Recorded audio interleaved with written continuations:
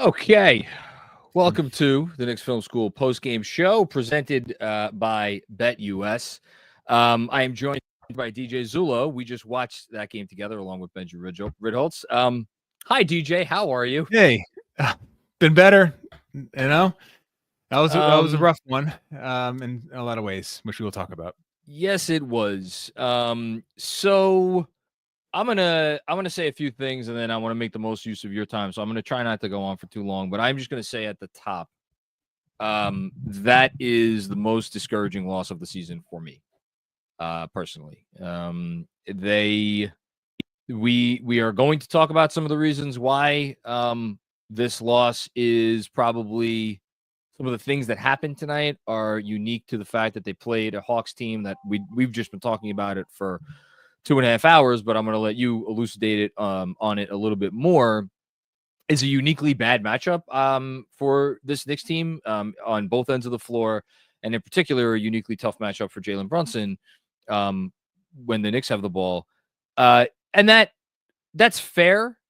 It's also fair to point out that the Knicks did have good looks from three that they have been draining for most of this year, and they certainly did not drain them tonight. But I haven't gotten into this NBA Cup thing. I think my as will shock absolutely nobody watching this podcast. My attitude is kind of like Tibbs, which is like it's another game. It's good for the fans, but it's another game for us. But the NBA is trying very hard to make this a big deal, and they have been advertising the hell out of this thing for not only going back to last season, but obviously this season too. And this was the only game on TV tonight. It was on national television, and you had all eyes across the NBA landscape focused on you. And whether or not like the players really do care about the Cup championship or Josh Hart really does care about getting his latest watch or not, they had to know that people cared about this. And for them to come, I'm not going to say for them to come out and putting on the performance that they put out, because I don't think they did. We'll talk about the first half. First half, they didn't do a lot of stuff well, but like they shouldn't. There's no reason for them to have been embarrassed about how they came out. But for them to display, frankly, an inability to hold on to the rope against a team that was punching them in the mouth in some unique ways, that's concerning to me. It's concerning to me, and for the first time all year, and again, anybody who has watched me this year knows I've been extraordinarily consistent about any ups and downs, any of the downs that we've seen amidst the ups. I have been like, give it time, give it time, give it time. There's rational explanations for why this is not a big deal long term. This is the first time I find myself coming off of a game and being like, for as bad as it was, I am not left feeling all sunshine and rainbows about the long term. Like, oh, it's definitely going to be fine with the current version of this team, because I think the Hawks expose some things in them that are just frankly worrisome. I'll leave it at that for now and give it over to you. Yeah, I think you hit the nail on the head to start about how the Hawks are set up to really give the Knicks a lot of trouble. It starts right at the point of attack. I've said it many times. I said it before the year, and he's done nothing to dissuade this opinion. Dyson Daniels is the most talented on-the-ball defender in the NBA, and he's shown it in 2 games against Jalen Brunson. The Hawks were matching minute for minute Brunson's time with Daniels. He made it supremely difficult on Brunson to get any daylight. There are, and we could talk about some ways I think the Knicks left opportunities on the table to give Brunson a little more opportunity to get some space, but that wouldn't have changed the dynamic so much. It would have helped around the edges, but again, Daniels on the ball, and then you have 6'8", 7-foot wingspan plus in driving gaps, in help. If you're Brunson, you have to not only contend with Daniels fighting over, getting under screens, and then you have all these rangy wings loading up help, allowing the Hawks to set up a defense to be able to close out on Knicks shooters. So I will say, yes, the Knicks miss shots that they should make. I also want to give credit to how the Hawks defended the Knicks, knowing that they have the athleticism, they have the length to go out and contest when they're in closeout situations. So I think a lot of this is on Atlanta. Now, where the Knicks did get exposed is, and it remains to be seen how sustainable this is, or how other teams can replicate this. But 22 offensive rebounds, and the Hawks did well in the first matchup on the offensive glass. That to me is like, all right. Well, go ahead. Can we say the stat? Because I went back, I went and checked it up. Ties the most offensive rebounds given up by a Knicks team under Tom Thibodeau. There it is. And listen, the Knicks have done well this year on the defensive glass, starting with Karl-Anthony Towns. Hart, I mean, they've really done a really nice job, despite not having Mitchell Robinson, despite losing Isaiah Hartenstein, maintaining that edge game in and game out. But listen, you can't teach size sometimes. And when you combine the size with the quick twitch athleticism, it's a problem. And I'm of two minds, where I am disheartened by the performance and what it means going forward, but also trying to stay reserved enough to say this could be just a style makes fights type thing, that this roster is uneven in Atlanta, but against this Knicks team, when they play hard and they play aggressive, can really disrupt them on offense to a point where it's not really something that other teams can replicate on that level. And we've had, like, all throughout history, you could point to teams that have just had other teams' numbers, and that is a very real thing. I think where I am struggling a little bit is that the way the Hawks won this game at both ends of the floor, and this is what I have a feeling is going to get under a lot of Knicks fans who have been, and I've been shutting them down all year. People who are like, I miss last year's team. Last year's team wasn't perfect, but last year's team had a certain something to it, a certain toughness, a certain, physicality to it, that no matter what you brought against them, they were never going to let go of any rope because they didn't know how. And what we just saw was a team that got bullied. We just saw a team get punked. We saw a team get punked on both ends of the floor because Atlanta brought it to them when the Knicks had the ball, and the Knicks, because they weren't hitting threes, had no answer whatsoever. And then on the other end of the floor, and it wasn't even just the offensive rebounding. We're sitting here talking about a Hawks team that, I mean, here, you want to sum up the game in for me at least, in one sentence. It's that we were sitting there and there were 6 minutes left and they were down by 7 or 8 or whatever. It was a single digit game with 6 minutes left. I don't know how you felt, DJ. There was not one bone in my body that thought the Knicks were going to come back and win that game. And that was despite the fact that the Hawks, and here, I'm going to read you their numbers that they ended up shooting in this game. The Hawks ended up shooting 41% from the field and 29% from deep. And yet down the stretch of that game, there was zero part of me that thought that they were going to lose the game. Yeah, and I don't know if this was your thought too. I just didn't think the Knicks had any way to generate offense to the point that they could make up that lead. And exactly. it starts with Brunson, and maybe we can get into.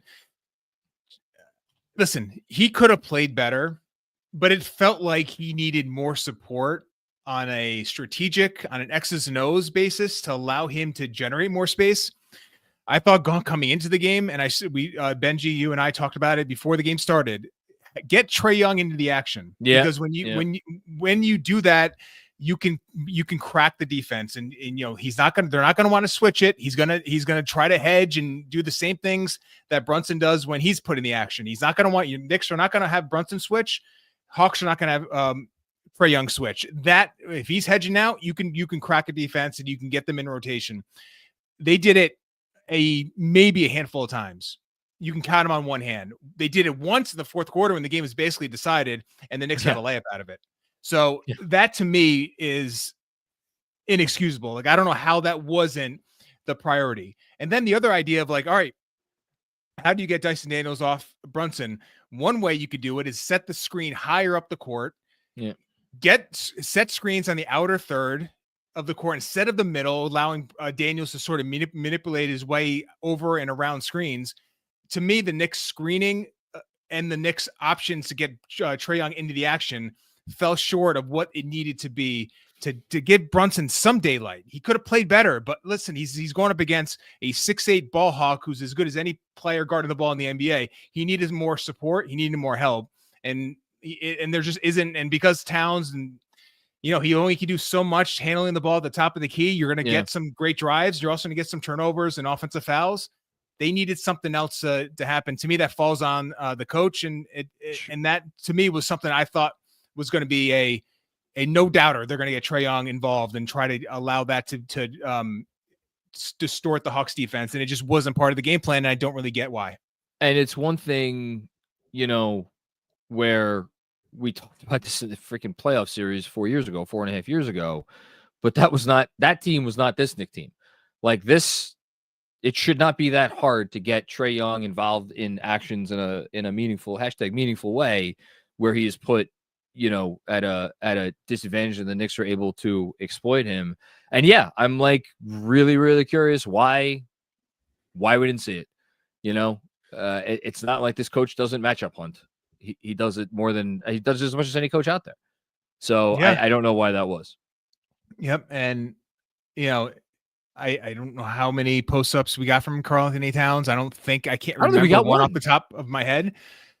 It's not going to be the source of offense. You're not going to run your offense through Karl-Anthony Towns post-ups, but it can be an option for you. It can be an option to draw fouls on that end. It can be an option to maybe get some cuts and easy baskets, draw help, get a swing, an open three. The Knicks needed to generate two to the ball in one way, shape, or form, and they weren't. The transition game really didn't sustain throughout the entire night. Brunson wasn't doing it. And Towns at the top of the key, for all his greatness as a driver in spurts this year, teams are going to stay home most of the time with him because that's the thing. It's just the way he is very tunnel visioned, and he's either going to make it or miss it. Teams are going to live with that. So maybe a Towns post up is going to be one way to get the defense moving a little bit. And it just wasn't part of the game plan. I don't know why they didn't sprinkle that in a little bit more often. This is per James Edwards III, quote from Tibbs on the rebounding. It was a problem. I thought it was the difference in the game. The irony there is, and I just looked it up, 22 offensive rebounds. Points off of those offensive rebounds, second chance points for Atlanta, only 14. Now, I'm not disagreeing with Tibbs because those are just they're backbreakers, right? If you give them up, you're just really you're making your defenders guard for an extra however many seconds. So and it's also another opportunity that you don't have the ball, but it also making your guarding now an extra 15 seconds. That's the thing. Yeah. So, but just to go back to the offense when they have the ball for a second, because what have I kept saying? And again, a lot of people push back on me about this. If you have an elite offense, you could make up for a mediocre defense. Well, all of a sudden, if the elite offense can be slowed down by certain teams, and I understand why this is unique to Atlanta, and yet at the same time, what teams are going to do in the playoffs. They're going to sell out in every way, shape, or form to stop Jalen Brunson and make sure Jalen Brunson is the one that doesn't beat him. Now, did he have his best game? No, he didn't. And I think Jalen Brunson will be better moving forward. But this is it was discouraging on that end, and then just on the other end of the court, in addition to the offensive rebounds given up, I thought in the first half, I think the Knicks did a nice job overall with rotations and communication and all that stuff. We slowly saw that stuff, I think, get worse as the game went on. Yeah. And it started on the ball. Trae, once he started to get separation downhill, you start to see the cracks in the drop coverage. And then as the lead we got into the fourth quarter, then you saw the breakdowns. Young had 2 assists in the first half, 9 in the second half. And they made almost every shot. I think Doris Burke had the stat during the broadcast. Off of Young passes. They made every shot. Yeah. Almost every shot. And so that to me, I thought when I was watching it, I thought they probably should have went off Bridges, who to his credit, I thought defended Young fine in the first half, although I think Young missed a lot of very makeable shots. I thought he could have gone to Deuce at the point of attack just to change things up. I know he prefers Mikal guarding the ball, and I get that's why you brought him in here to guard the ball, and that's his primary role as a defender. You started to see Young with his ability to get downhill and really start to pick out the Knicks defense, really started to come to light in the second half. And I thought the Knicks could have gone another direction, but Mikal's just got to be better guarding the ball there, because when they were able to contain Young, I mean, the Knicks defended really well overall, despite Atlanta just missing a lot of makeable shots. I don't think this was a poor defensive outing. I thought the Knicks defense, by and large, putting the offensive rebounding aside, did relatively well until midway through the fourth quarter, when it was clear, whether it was fatigue, mental or physical fatigue, they let go of the rope, as you said. But before that, I thought they defended and rotated relatively well. In that game, they just couldn't get a defensive rebound. And Trae Young, he's a great offensive player and was able to penetrate enough and spray the ball around and just make plays happen. And maybe that's a bit of a silver lining.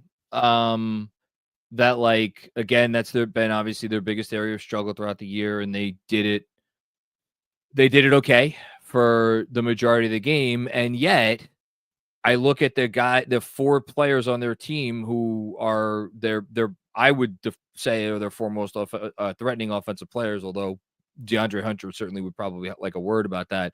But Trae Young, Jalen Johnson, Zachary Reese-Shea, and Bogdan Bogdanovic, those guys combined for 52 points on 59 shots. I mean, that's atrocious. So you were getting misses. Mm-hmm. You were getting misses from guys that are probably better than the misses that you were getting. And so I know the Knicks only gave up 108 points in this game. And like, look, the other part of it is like, and this is the part that's most infuriating, if I'm being honest, and this is going to be catnip for any Hawks fan watching this. I fucking hate losing to this team. And I hate losing to this team because, one, I hate Trae Young because he's just a little shit. But more than that, I hate losing to this team because this is not a very good basketball team. And you see it. You see it when you watch them. They do silly, stupid shit like turnovers, bad shots at inopportune times. They do have the occasional breakdown. For as much defensive talent as they have, you can break them down if you move them around like you can. And they have Trae Young on defense too. So, like, this is to lose to this team again, I'll go back to where I started, at home in a game that ostensibly should have meant more to you. We could sit here and we could rationalize it all we want, and that's what I do on this show, right? I try to take the rational approach. I'll say it again, DJ, and then I'll let you get out of here. This one permeated even my shell a little bit. Yeah, and we talked before the game. We both kind of had a feeling that this meant more than your traditional game, and that the cup game, national TV, one game on, the NBA world watching. It did feel like this had more at stake. The Trae Young factor, of course. It stinks, and I'm sure there's a lot of. I'm not on social media right now, but I'm sure there's a lot of. My God. Yeah. Clouding the Knicks right now. And they need to take it right now because it was not a good performance. It was disappointing, the amount of open looks they did miss in the first half, because it could have been you could have put this team away in the first half. They absolutely could have put at least given themselves, a 15 to 20 point lead, something in that range. You could have. That was on the table. Yep.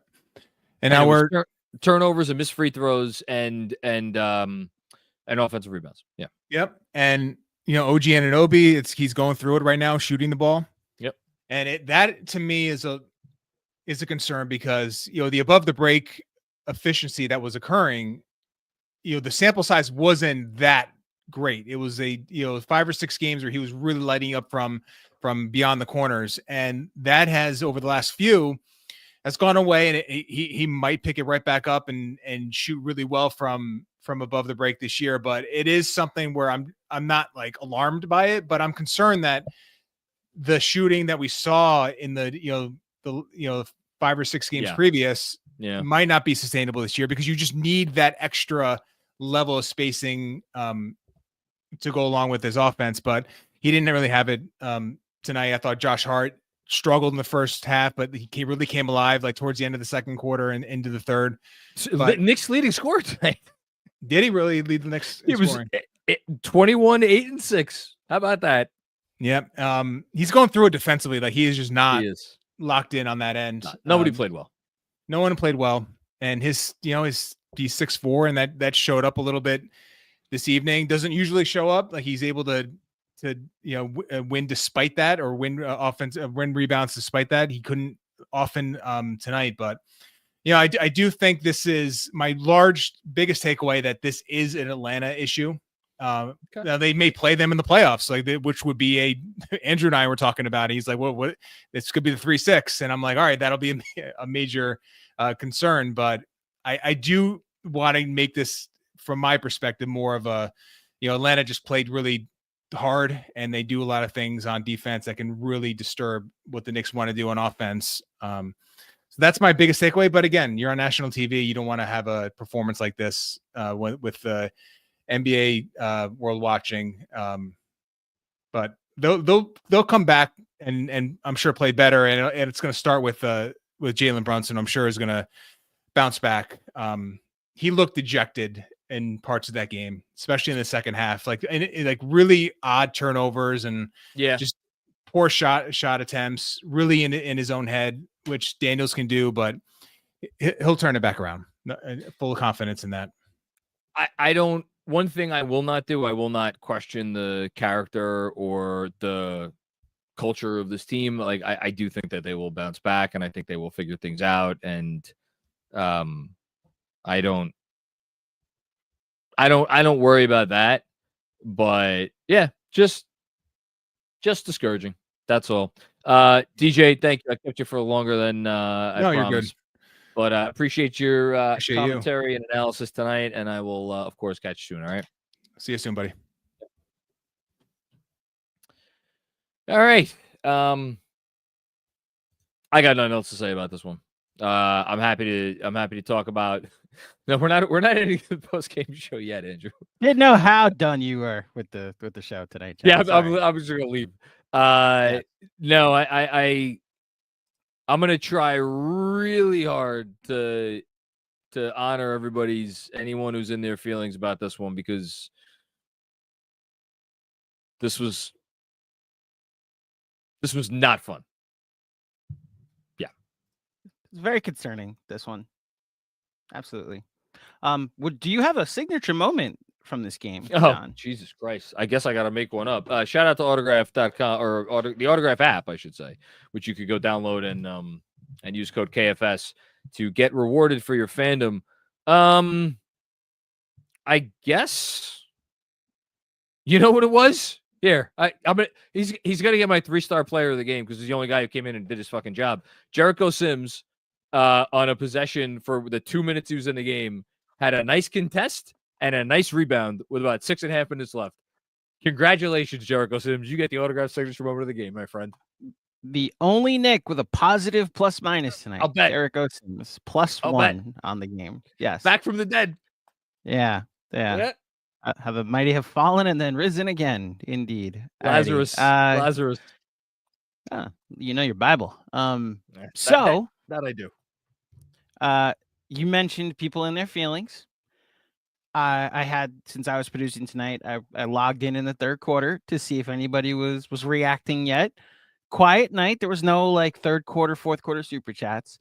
The moment that DeAndre Hunter hit 3 to make it 103-89, the floodgates. So we might have a bit of a long night tonight. We'll be here to therapize, hear you out, maybe express back. But it sucks losing to this team. I got on here with Sean and Alex from Hawks Fan TV last night, tried to have a little fun, thought the Knicks would back me up, and they didn't. So hopefully this was the game this is a game of film. Here's my positive spin. This is a game of film that Tibbs can actually dive into and point back to like, hey, this needs to be better. And if we know of anybody, any coach that's going to use film to try to make a point, just like, hey, what about Atlanta? Like this is the thing he could use. So yeah, and like I guess we are all sitting here and we are thinking about this team collectively as a team that should be a contender, a legitimate contender, not a fake contender, a legitimate contender, a team that could be one of, there's never really more than 4 or 5 in the league at any given time that could win the whole damn thing. That's why we're all feeling the way we're feeling. Is it a night for a little bit of perspective? Maybe. That they're whatever they are, 15-10 now, and I think they're still 4th in the East. If they're not 4th in the East, that would be annoying. But it's like, again, it rings hollow. It just rings incredibly hollow, given what the expectations were and given the whole thing. So there you go. yeah, I'm not here for context. I was just more like, if you want to spin it into a positive, like you don't win. If you don't win, you learn. This is. If you're gonna get your teeth kicked in a game that quote unquote matters, let it be a December NBA Cup game. But I don't. Yeah, sure. You learn about the X's and O's, and I'm not going to say this wasn't an X and O's game because every game is an X's and O's game. But I guess you know what the toughest part is. You went into Toronto and you had a fourth quarter that made you, if you're a Knicks fan, feel like, for as much as they did wrong, they found something. They found something. They found a will. They found a way. And then that was gone. This is what you're most concerned about, the heart. Yeah. They got embarrassed tonight, and there was no punchback. Where was it? Where was it? I don't disagree. All right, let's do it. We remember being the team that used to get 22 rebounds on a team and completely take their heart. So. And on that note, let us get to the super chats. Okay. Here we go. M. Torts, Bridges is a waste, not efficient, bad fit. I mean, the version of Bridges that you're getting right now is not the version of Bridges that they traded for. He's not efficient enough. If you're just talking about what he is right now, which is a guy who is struggling to be consistently a good, positive, offensive player. And I thought in the second half was not as great on defense. You're not wrong. The hope is this is not the player that he's going to be. Although I think he has made progress. And I thought in particular in the first half tonight, I think he actually played a pretty nice defensive game. It did not go as well in the second half. John Leary, up 7 at halftime, feels like should be up 15 to 20 points, or it felt like you should have been up 15 to 20 points. Sure. Yeah. That's exactly the range that I said a couple minutes ago. You hit the nail on the head, John. Should have been up by a lot more than you were.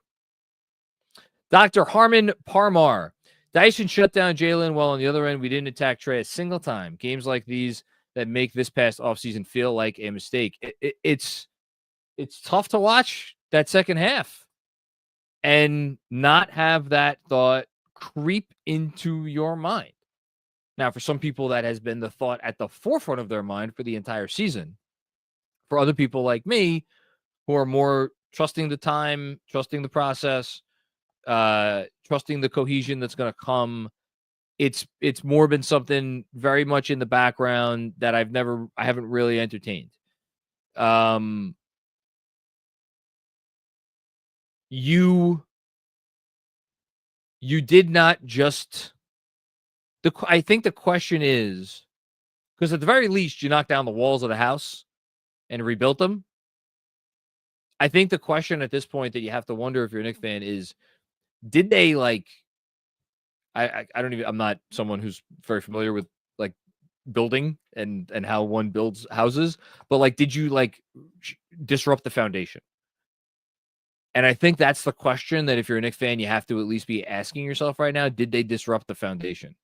Because watching a game like this, I think the door, at least to that conversation, has to be open.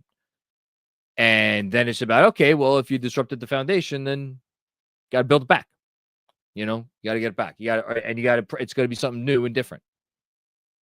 Thanks, Doc.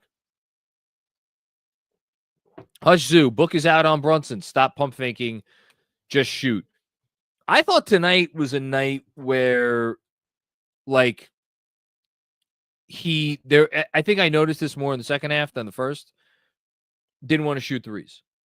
Took 15 shots overall, only 6 from behind the arc. And he was 2 of 6 on threes. I don't know. It feels like there are times where when he gets into situations, he just doesn't want to fire away the three. So, yeah. Thanks, Hush. Luis Astuto. Thank you for the very generous super chat on a very, very dreary evening, Luis.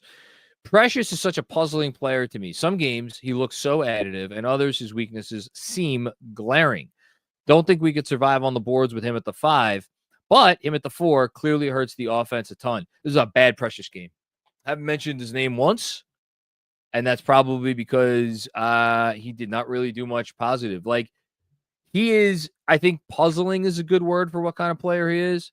I think if you want to say tantalizing, here's the problem. If you're talking about a 6th-year player, is he a 6th-year player or is he a 5th-year player? Whatever he is. If you're talking about a player that's past his rookie contract and you're calling him tantalizing, it's probably not a great sign, because there are games where you look at his versatility that he brings on the defensive end and then his skill set on the offensive end, and you're like, oh my God, this is the best of both worlds. You got a big who could do some stuff that like a wing could do, or he's more skilled than most bigs, but he's good enough defensively. Tonight, see, the precious part of it, I will chalk up to it's a bad matchup against Atlanta, because there are a lot of teams, and I would say the vast majority of the teams out there, Precious's size is going to be enough to at least keep you honest on the glass and at least keep you honest at the rim. And Atlanta, in particular on the glass, is not one of those teams. And his lack of size was exploited. And then I also think there were some moments tonight where Precious had a chance to do some. I mean, there was that stretch of the game where and I know Tibbs commented on the officiating in his post-game press conference. It was the same ref that called the foul on Jalen Brunson in the Houston game last year. He said basically he saw he was reffing. He knew what it was going to be. Maybe that's what was in the Knicks' heads tonight. I don't know. But the refereeing was atrocious, but I'm not about to blame this game on the refs. But there was that stretch of the game where it was like all hell was breaking loose, and Precious was in for that time. And it certainly did not look like he was helping matters. It almost seemed like the moment was kind of overwhelming him a little bit. And that the game, I don't know if it was moving too fast for him or whatever, but, if you're a Chua, played 19 minutes in this game, you got 5 rebounds. That's not good enough.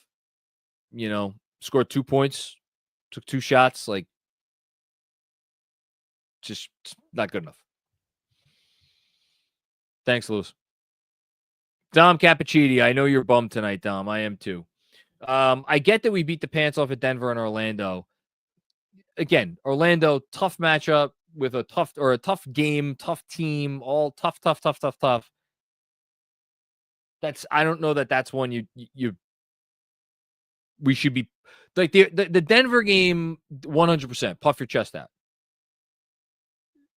That's really the only signature win. Like I can't even in good conscience. I mean, the Orlando game's close. I know I was on here that night. I was like, big time win against a tough opponent that gives teams problems. Whatever. Anyway, let me finish your chat. Maybe we should wait until we can prove to consistently beat the mid teams before making bold proclamations with annoying opponents annoying opponent content creators. Love you guys. All I got. I mean, I don't really care about any of that stuff, but look, they need to beat good teams. They need to beat good teams. They need to beat mid teams. They need to beat bad teams. They almost lost to the Raptors the other night. I'm sorry. Raptors not a good team. Raptors are bad. The Hawks are mid. And then there's very few actually good teams in the league this year. It is about figuring out. And again, I'm going to go back. It is inevitable to want to compare this team to last year's team. Because last year's team, no matter who they played or no matter what kind of game that they were going to have, there was such a repeatable formula that you knew what you were going to get one way or another.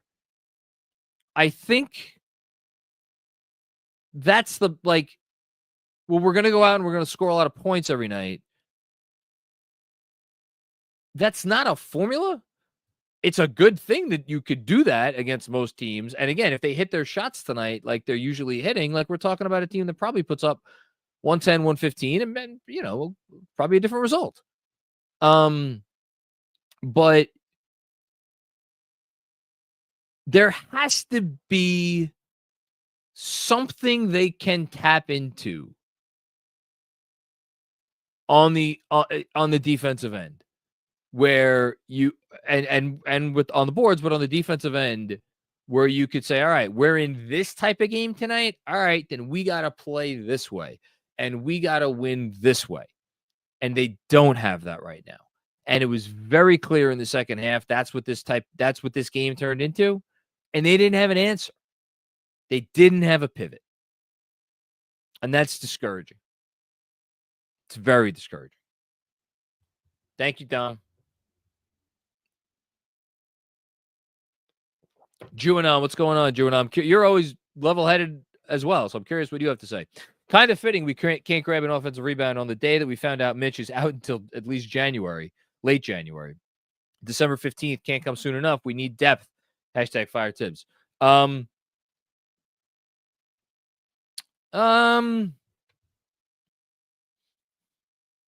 mean, I'm looking at the starters' minutes, 38, 39, 37, 36, 34. Were we looking at a tired team tonight? Maybe. Some tired legs on some of those jump shots? Maybe. I'll say this. Not upset they're going to have the next 4 days off. That's for shit sure. I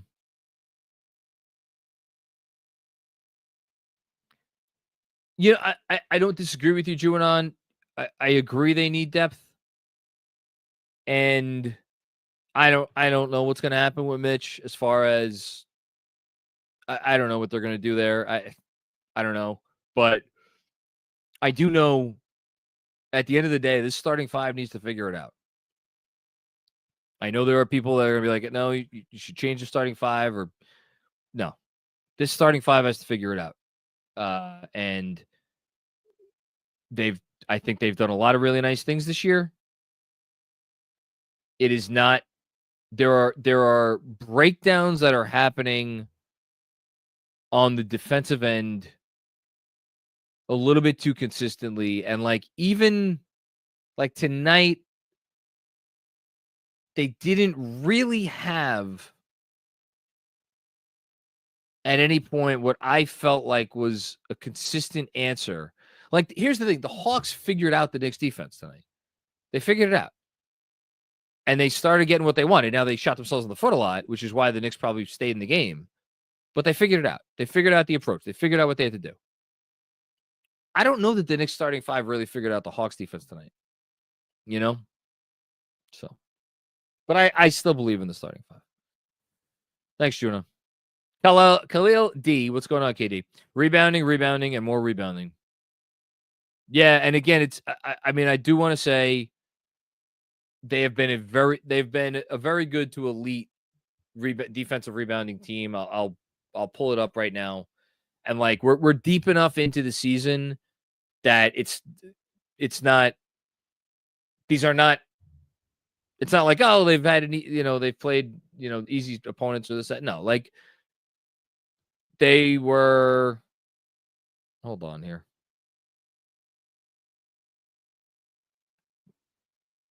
Where the hell are they? 12th, actually. Okay, so you know what? They've fallen after, I don't know if this updated. Oh, yeah, this did update after this game. So how about that? I think if you looked at this stat 2 days ago, they would have still been in the top 5 or 6. The Knicks are down to 12th after these last two games where they've given up their two highest offensive rebounding totals of the season. They're down to 12th in opponents' offensive rebounding percentage, which is obviously not good. Not good enough. Thanks, Khalil. Kevin O. Peterson, what's going on, Kev? Thank you. The effort is way too inconsistent from this team game by game. Hardenstein's toughness was never even close to replace this offseason. Well, you said a mouthful there. Effort's a funny thing because, again, I don't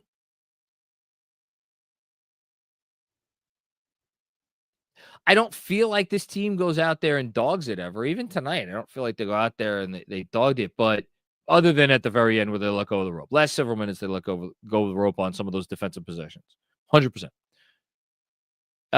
Which, like, that happens. You know, it's not even that, but it was Hardenstein, I think, more than anyone, emblemized it doesn't matter what's going on. It doesn't matter what the other team's doing. They're going to have to deal with me in ways that are unpleasant for every minute I am in the game. And you see it with Oklahoma City, by the way, since he's come back. It's been very obvious. And what a perfect fit on that team. He is. I said before this game, I said my prediction was that the Knicks would make it to the Cup Finals and lose to OKC. That, you know, I still think Oklahoma City's going to win. Regardless, yeah, they did not replace that. Towns is tough in a way. I think Towns is a beast on the board. I think Towns cares a lot. I think Towns wants to do the nitty gritty. I don't question any of that. You know, and they still have Brunson. They still have Hart. You know, but I kind of agree with you. What Hardenstein in particular brought, they did not replace. Now, does it mean that this is a failed experiment? No, it doesn't mean it's a failed experiment. But so you've lost that. Clearly, you are feeling the loss of that in the early going of this season. What do you do about it now? Because you can't go back. You can't go get Isaiah Hardenstein. So what are you gonna do? How are you gonna figure it out? What are you gonna do to make up? If you can't make up for that in that area, because there's very few players like that, well then, how else are you gonna make up for it? And I think that's part of what they're figuring out. Thanks, Kev. Drew P. Mitchell Robinson out till February. Josh Hart is great, but I have not felt stronger about Mitchell Robinson starting. We feel like last year, the Bucks are the Pacers. I trust Tibbs to fix us. I can't go there yet. I can't go there. I think there was. I don't think the Pacers.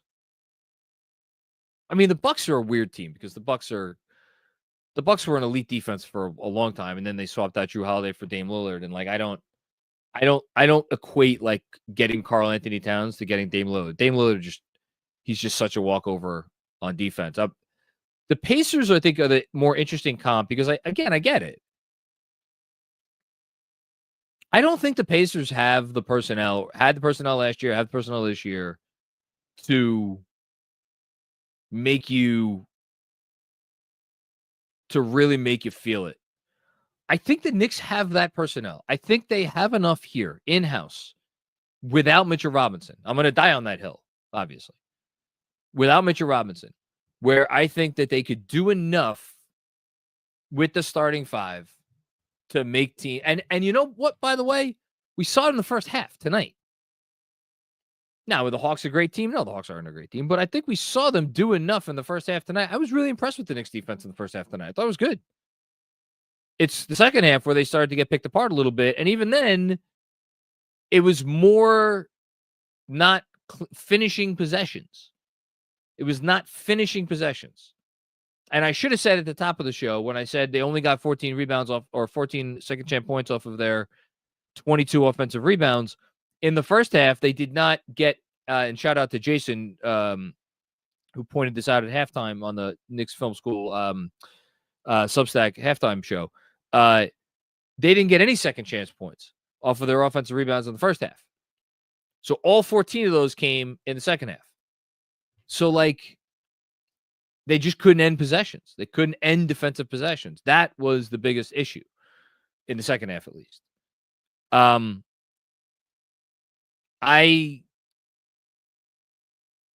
don't know. I'm still not there. I'm just still not there. I think Mitch could play a role on this team. I think he could be an important part of this team. I want to see this starting five figure it out. Thanks, Drew. Frank Miranda. I haven't heard Female Live, Frank, other than on our town halls, obviously. Shout out to the Knicks Film School Patreon. What's up, Mac? It's your boy Frank from Patreon. Sorry to be negative. Listen, it's join the party, man. But this team's ceiling as of today is at best a second-round team. The book is out on them. Just get physical with them, and they fold. I agree with you that this is a second-round team right now, if that. The way they played tonight and the way they played for the majority of the season, I think that's absolutely fair. Can we look at this team and be like, this is one of the two best teams in the Eastern Conference based on their performance after 25 games? No. No, it's Boston and Cleveland, and then there's a gap, and then there's the Knicks and some other teams. And that's not, when you make the investments that the Knicks made, that's not good enough. The question is, can they get there? And in conjunction, how do they get there? Now, you're saying get physical with them, and that's going to be enough. I think this team has the ability to deal with physicality. I just don't think that's one of those things where I will, again, try to separate out tonight. I know what I said at the top. They got punked. They got hit in the mouth. They did not respond. I do think they have the ability to do that. Right now, you're probably right. If you get physical with the Knicks, you're probably gonna do pretty well. But it also takes certain type of personnel to be able to get physical with them and not get called for a bunch of fouls. And obviously the Hawks have that personnel. They're very uniquely suited. But yeah, man, it's not great right now. It's not great. I have no answer for you. It's not great. Thanks, Frank. Anthony Sixto, what's going on, Anthony? I'm sorry. Take the tech and put Trey on his ass for taunting on the logo. Well, that's not a tech. It's a suspension. Because the game is over. I think, well, I don't know. I guess he started at the very end, but they're not going to do that. Like, and plus, like, this isn't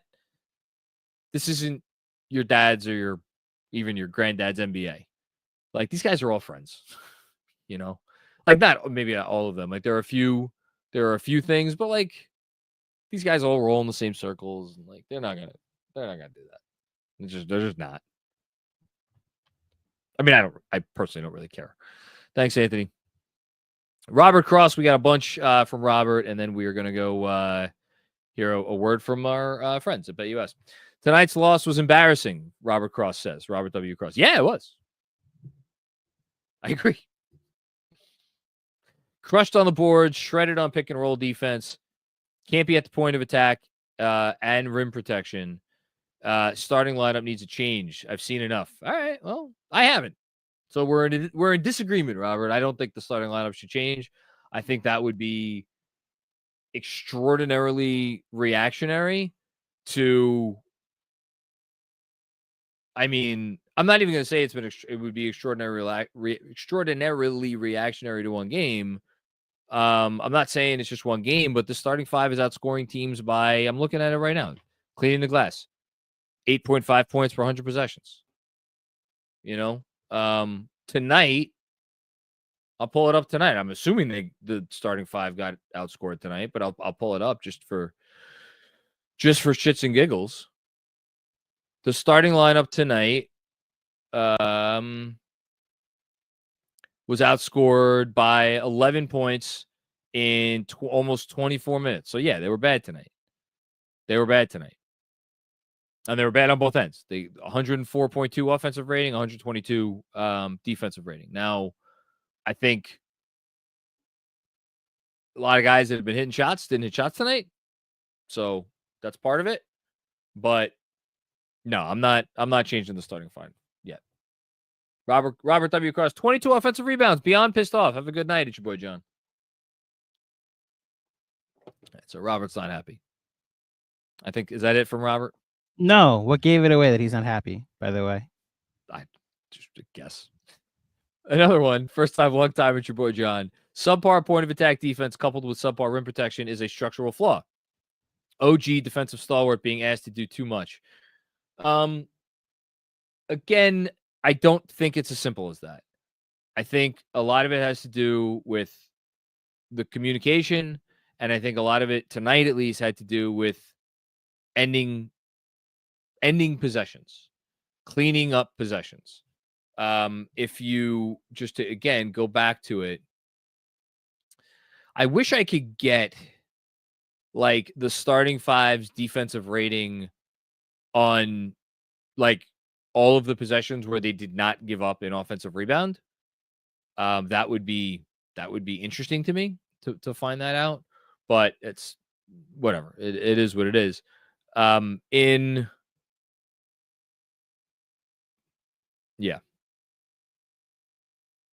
Sorry, I'm looking for it right now. Yeah, I don't see it. In any case, I thought they did a nice job defensively for a large portion of tonight. And then they got hit in the mouth and they didn't respond. But I don't know. I again, just to lean on the year-long stats. I know you don't care about that, but to lean on the year-long stats, cleaning the glass has the starting five giving up 113.5 points per 100. That's in the 48th percentile league-wide. It's league average. You know, they're playing, according to the numbers, they're playing league average defense. I know you don't care about the numbers right now, but that's what they say. So I'm giving them more time, a lot more time. All right, here we go. Shout out to our good friends at BetUS. If you're looking for a new book this basketball season, BetUS is the answer. They do have the fastest payouts in the industry. They do have a fast and easy withdrawal and deposit process. And they do have 24/7 personalized service, 365 days a year, which you could take advantage of by using code YouTube150. Get you 150% bonus on your first deposit plus 125% bonus on your next two, up to $2,000. All the perks, 10% back on your net losses, personal account manager. You can find out more in the link that is in the description of this episode. One more time, that code is YouTube150 to get 150% bonus on your first deposit, as well as 125% bonus on your next two, up to $2,000. Remember, gambling involves risk. Please only gamble with funds that you can afford to lose. All forms of betting carry financial risk, and it is down to the individual to make bets with or without the assistance of the information provided. There we go. Okay. Let's go to some more happy customers. Kevin Danishevsky. I'm curious what Kevin has to say tonight. First really discouraging loss in a while. I'm right there with you, man. I'm right there with you. I don't feel good about this.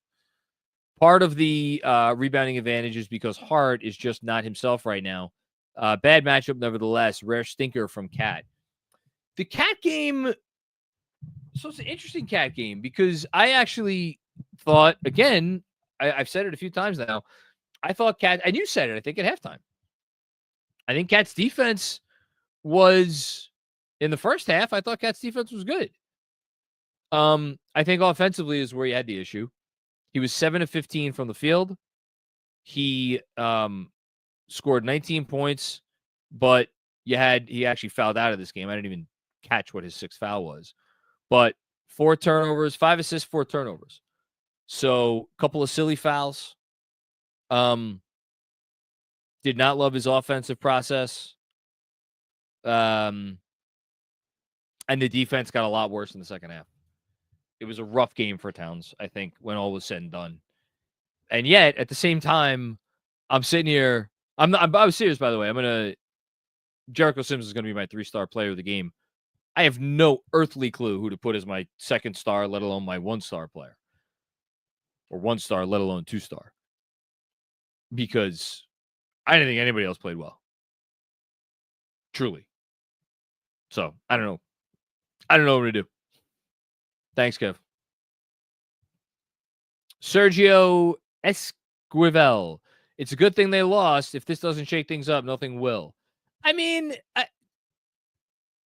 are we really at that point?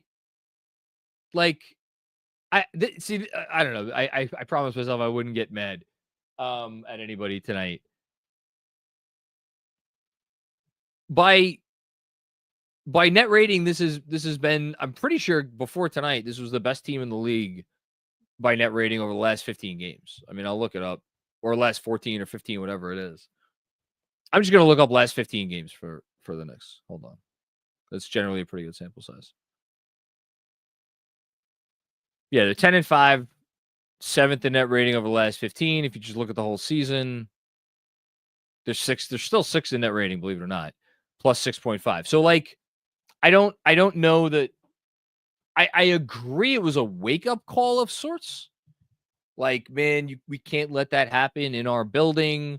We gotta figure it out. We gotta find a way. Like, whatever it is. I don't know what shakeup you want. Like, I know Robert's out here talking about changing the starting lineup. Like, that's, to me, these are the moments that test your culture. And it's about, no, we're not going to bench anybody. We're not going to do anything. Like, we're just going to figure it out. We're going to figure it out amongst ourselves. We're just going to play better. And I think that's what they need to do. They need to be better. They were not good tonight. They did not execute tonight. They were not tough enough tonight. So if that's what you mean by shake things up, I'm fine with it. Like, shake up like their sense of comfort or whatever. I don't know that they were comfortable, but if you want to talk about it, that's fine. I don't know what else you want to shake up. Haitian Ferg, what's going on, Haitian? Great to hear from you, my man. Although they definitely looked terrible, we lost because we couldn't make shots. Atlanta was allowed to play physical on defense, and we didn't force the issue enough in the paint. Kept chucking up threes, and we didn't have it tonight. Size hurt us too. Well,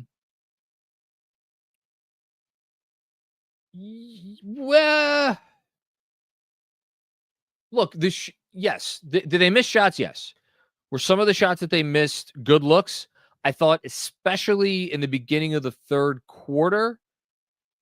Actually, no. In the beginning of the third quarter, they actually made 2 good threes. The OG 3 and the Cat 3. And then they went through that stretch where they got a ton of good looks. Or maybe not a ton of good looks. They got enough good looks to stay in the lead, and they missed them all. And that was when the game turned. So I agree with you there. I think on the whole, the looks that they were getting were not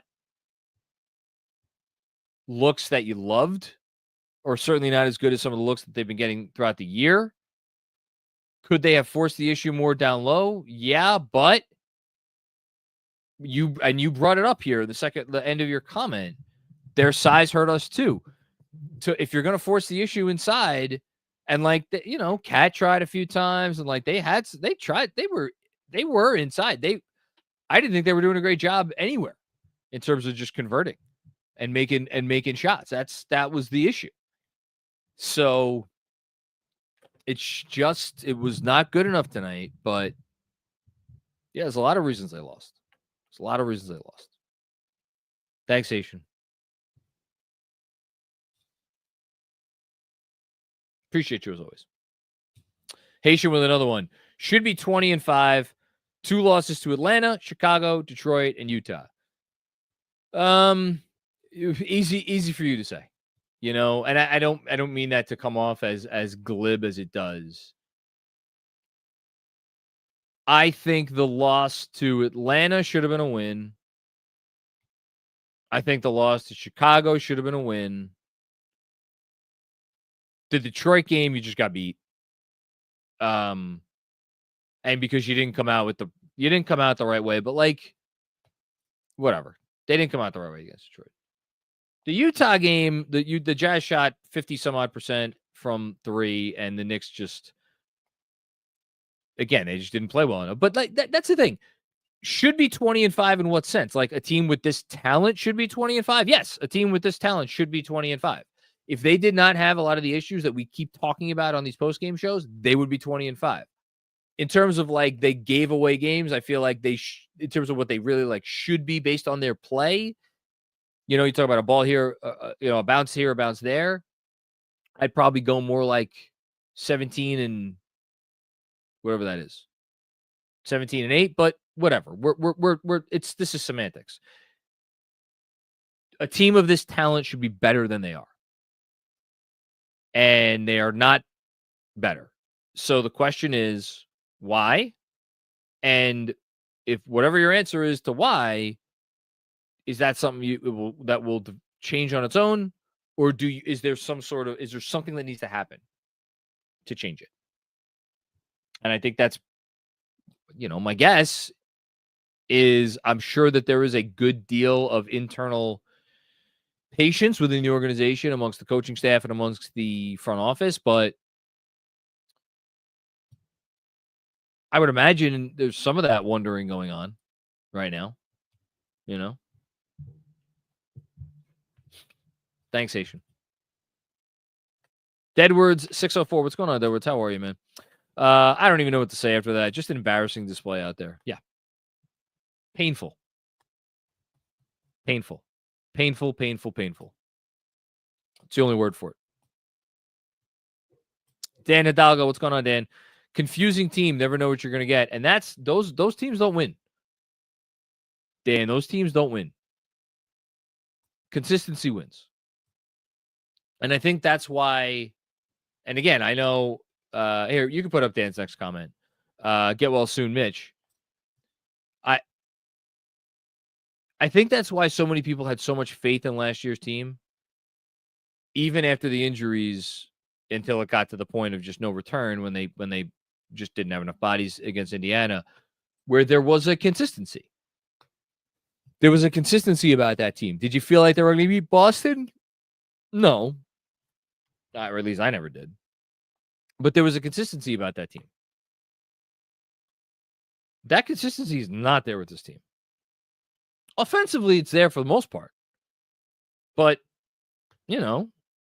it's like we've seen the offense struggle at times. And they sure as shit struggle tonight. Now, only thing I will say is some of that was self-imposed. They finished tonight with, I don't think I've talked about this a ton. They finished tonight with 15 turnovers. Usually you see them around 9 or 10. They finished tonight with 15. And like the amount of turnovers that they had that were just maddeningly inexcusable. Those, Daniel's going to get you once or twice, but that's not, those weren't the turnovers that we saw. We saw some sloppy nonsense out there.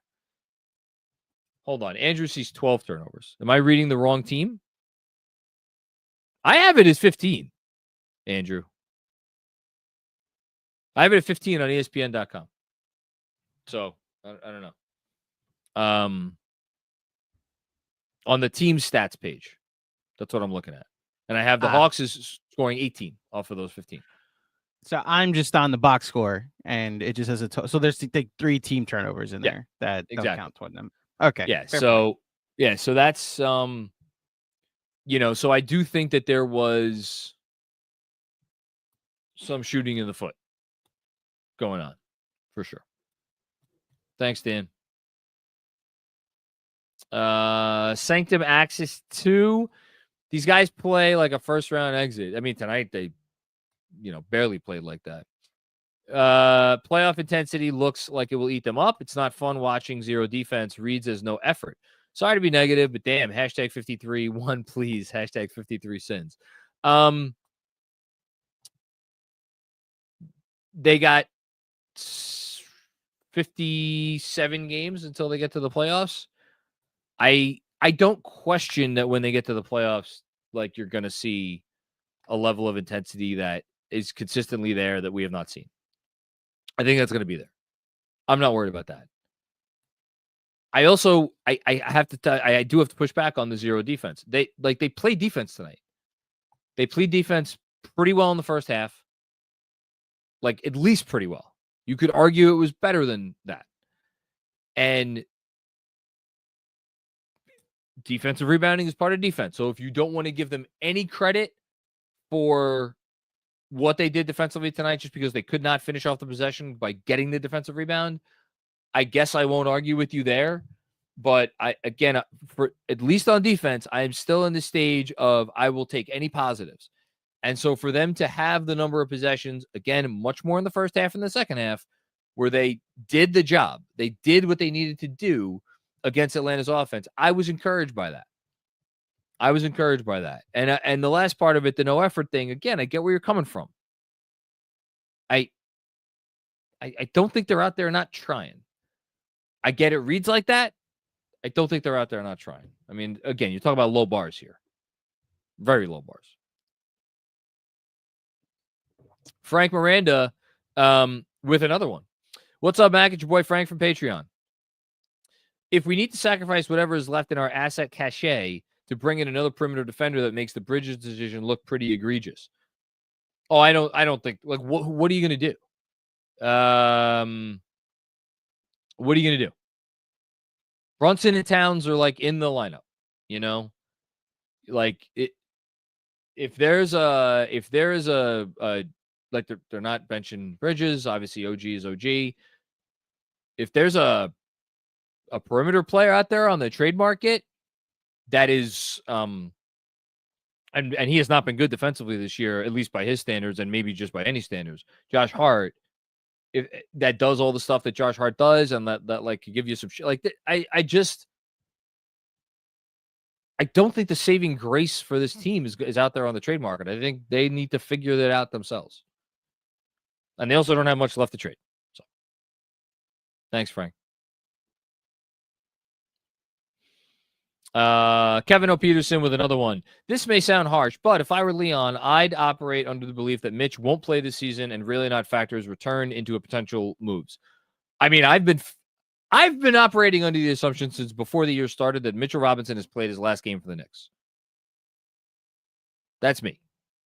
Now, do I think that means he's going to be out for the year injury-wise? No, I don't think he's going to be out for the year injury-wise. I'm sure he'll come back and play at some point, but part of the reason that I am operating under the assumption that Mitch has played his last game for the team is because whether or not he comes back and plays or not, if you're a title contending team, even if put all the X's and O's stuff aside about whether Mitch makes sense as a 10-minute a game player, a 15-minute a game player, a starting player, whatever. How in God's name can you rely on that as something to like you're going to count on moving forward? That's it. We're going to put all our eggs in that basket. That's going to be our answer. Like, come on. That's crazy town. It just is. So like, how could you do that? So to me, it's what are you doing with that salary slot? That's always been what it is to me. I'm in the vast minority on that. Everybody else seems to be counting the minutes till Mitch comes back, and you know they saw today as like, oh my God, what a step! I looked at that news and I was like, to say that I was completely unmoved by the report today would be an understatement. Thanks, Kev. Jordan Miller, what's going on, Jordan? I thought this was Tibbs' worst game of the year. I mean, you heard DJ say it at the top. You know, Benji nailed it. Zero matchup hunting with Trey. Was malpractice by Tibbs, especially with threes not falling in the second half. Too much miscommunication on defense down the stretch. Yep. I mean, Jordan, I can't argue with you one bit. Where was it? Where was it? It was not there. Now, at the end of the day, the players got to go out there and execute, but like, you know, if like Tibbs, they go out there and they execute what he wants them to execute. So that's not really much of an excuse. It was not good. It was not good. Spicy Sham. Boo. Just boo. That's all they deserve after this. It's a much longer boo. Boo. There we go. Boo. And then he has another one to clarify who he's booing. Sorry, not booing you. I didn't think you were booing us. Not booing you guys. Y'all show up and do your jobs with talent and effort every single night, unlike this team. Thanks for doing the show after that pitiful performance. Well, listen, man, I got to work my way through it too. I gotta figure out a way to write about this game in a way that is both coherent and honors what we're all feeling right now. And also try not to overreact, which I don't know. I'm not looking forward to that, but I'll do what I can. Yeah, they're not a consistent team right now. They're just not. And like, look, I keep saying, give it the year, give it the year, give it the year, give it the year. I wonder what happens if it never happens this year for them. If they never find that consistency this year, will heads roll? Will the coach get fired? Will they try to trade for a center who they think could work alongside Towns in the summer? I don't know. I mean, suppose we'll see how it looks, but they're not even a third of the way through the season. If there's one thing that I'm kind of hanging my hat on tonight as like the reason why I'm not going to be like burn it all down, it's that they're not even a third of the way through the season. Thank you, Spicy Sham. Tingus Pingus. I have a feeling this is not going to be a positive comment. This team is soft. Yeah, I mean, right now they are. The Knicks improved skill-wise this offseason, but they lost the grit and fire that made them contenders in the first place, missing Ihart and Debo. Ihart for sure. You want to throw DiVincenzo in there, that's fine. I don't think they were ever contenders myself. I'm in the minority there. A ton of again, my one wish for this team, both for myself and my sanity and for every other fan out there, is that we do not get to a place where people will still look back at the January 2024 version of the Knicks and be like, if only, what could have been. That's my only hope. My only hope is that they figure it out enough to elevate past that, where everybody is at least like, we got closer than that version of the team was. And then you let the chips fall where they may. But right now, it's not looking great. Thanks, Tingus Pingus. Var Pat, thank you for the generous contribution. Alex from Hawks Fan TV was 100% right. The Knicks got exposed and embarrassed tonight. Showed no fight, going to bed. Good night, y'all. I mean, I'm happy for him that he gets a good night's sleep and he gets a nice win. I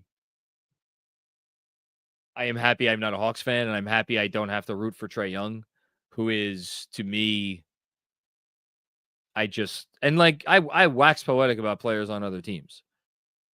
I'm not shy about it. Even players on other teams who, like, Knicks fans hate. I wax poetic about Joel Embiid for years when it was the most unpopular thing for me to do. I would claw my fucking eyes out if I had to root for Trae Young every night. That is a miserable existence that I would not wish on my worst enemy. So I'll just leave it at that. New York Knicks fraudulent squad. Well, it's what a lot of people are feeling right now. And they have to do enough to overcome people feeling that way. That's on them. They have to do it because no one's going to do it for them. And the narrative isn't going to change unless they do. People are going to want to hate on this team. And there's going to be Knicks fans that are going to continue to want to hate on this team. That's kind of the thing that's like, there is a, and I get that I'm kind of feeding into it tonight. So I take some responsibility for that, but there is I don't know because I never know how to read, like, again, like everybody's, like whatever percentage of the comments tonight are of this vein. Does that mean that, like, the actual fan base, there are 10% of the people that feel this way, 20%, 40%, whatever percentage it is? But there are definitely a lot of people out there who are Knicks fans who went into this year with an extraordinary level of skepticism, with like, you are going to need to do a lot to prove to me that what y'all did was not a mistake. And I think you're seeing a lot of that sentiment tonight, so, which, like, again, look,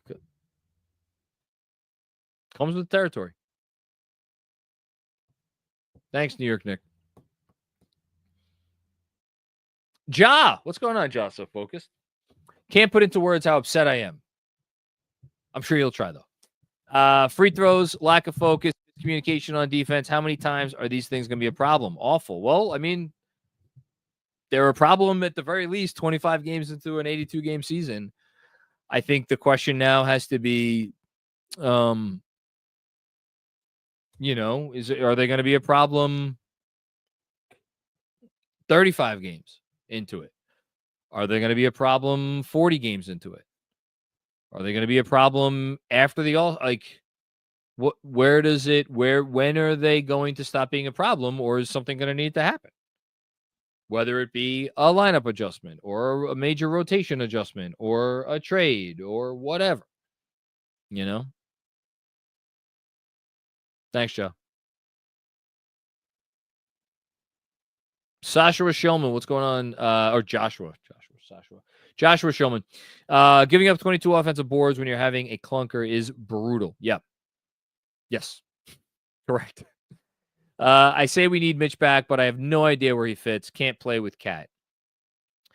It's not that he can't. I'm pushing against myself here. It's not that he can't play with Cat. It's that, again, to me, if you're going to make an adjustment, a big time adjustment to the team, and put in someone who is ostensibly a 5 on offense,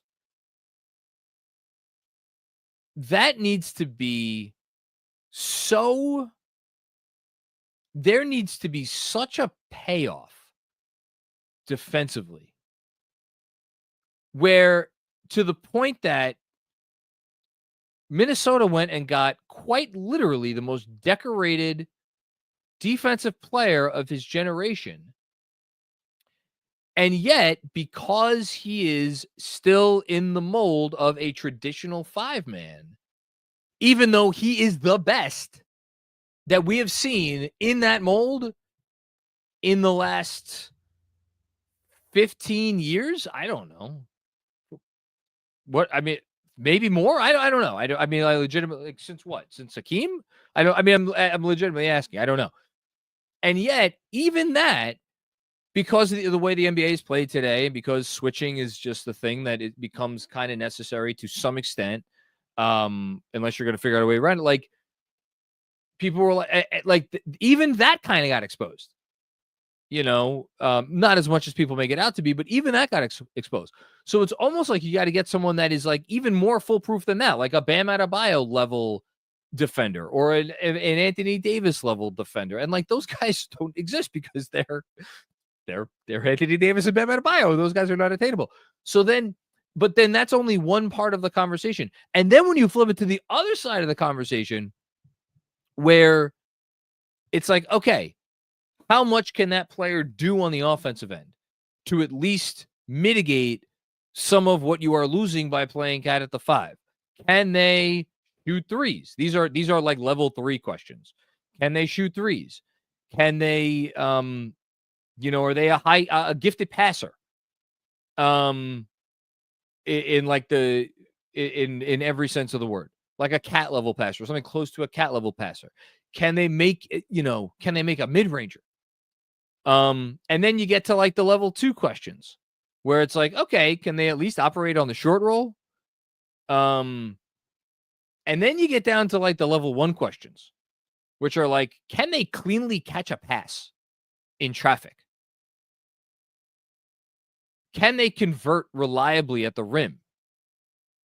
And if you look at the way Mitch's numbers around the rim have been trending for several years now, so like pretty soon you get down to the place where you're like, oh my goodness, well, how much are we giving back at one end? And then what are we really gaining on the other end? And I say that cognizant of the fact that when he is right, Mitch is the best or damn near the best at two extraordinarily important skills in the NBA: offensive rebounding and traditional drop, pick and roll, big defense. And I'm not saying that those skills are not important, or just the fact that getting another 7-footer in there like would mitigate some of the offensive rebounding issues we've seen in the last few days. That's not enough. Not nearly enough for me to punt on the experiment as of right now. We could have some conversations at some point about some other bigs, maybe. But tonight doesn't change the fact that like I'm going to want to see a much bigger sample size of this before I start talking about that sort of a sea change. Thank you, Joshua. John Hershberger, thank you for the contribution. I don't know if there's a comment that goes with that. Jason, what's going on, Jason? Knicks lost their identity. They got punked today. Yeah. They what is their identity right now? They score a lot of points. And they didn't score a lot of points tonight. You know? And they did get punked. Thanks, Jason. Brolic Jesus. That's quite a name. Here goes the narrative of Trey being a Knick killer. Sure, whatever. I don't care. I hope Tibbs and the team take a long look at this poor performance at both ends. # fuck Trey Young. It's my favorite comment of the night. Brolic Jesus, not just the fuck Trey Young part, which I, of course, co-sign, but I hope they take a long look at this one.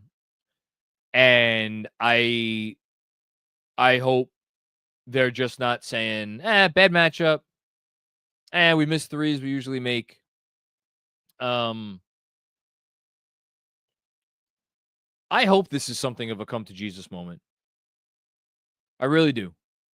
I hope this is a come to Jesus moment. And we're going to find out awfully fast because I know they don't have Franz now, but like I watched that whole Milwaukee game, Milwaukee, Orlando, and Milwaukee is their own special brand of fraudulent. So take it with a grain of salt, but like that Magic team, they don't give a shit. They don't care who they don't have. They embody the ethos of last year's Knicks more than any team in the league this year. So if you don't go out there on Saturday or Sunday, we got 4 days off. Thank God for small miracles. If you don't go out there and play very different, at the very least, from how you played in the second half of this game, you're going to have a problem. You're going to have a problem. Thanks, Brolic Jesus. Sergio with another one. I personally blame Andrew for this one. # jinx. I was waiting for this. So, Sergio? I'm going to fill up my bourbon while you're talking. John's going to go fill up his bourbon. Okay. Nice night for that. Sergio, here's the deal. If you're going to blame me for yesterday's pregame pod, it can't just be me, which is why there's a second comment here that John's going to read. Thank you, Sergio, for the contribution. Chris Carter. If you're looking for a culprit, look no further than GMAC and Sean. Thank you. Their hubris on the pregame pod doomed us. You should make him produce Alex's victory pod as penance. Sean got invited to said victory pod. I was there just to make sure we didn't get canceled last night. I barely avoided that. But you're right. I will be your martyr, everybody. First of all, Chris, this is Mets fan on Mets fan crime. I don't appreciate it. As far as I'm concerned, I'll be your martyr, everybody. I'm the one that gave up 22 offensive rebounds. I'm the one that missed 6 free throws. I'm the one that went 11 of 42 from 3. I'm the one that couldn't make a shot and then stop a shot in that third quarter. I'm the one that went matchup hunting in the fourth quarter. You're 100% right. It's me. I'm the problem. It's me. Yep. Are you saying Taylor doesn't really believe that? I would never speak any ill will of our goddess and queen, Taylor Swift. And I believe that's what you have to say, or else our algorithm on YouTube gets attacked. So, yes, you're welcome, everybody. You found the culprit.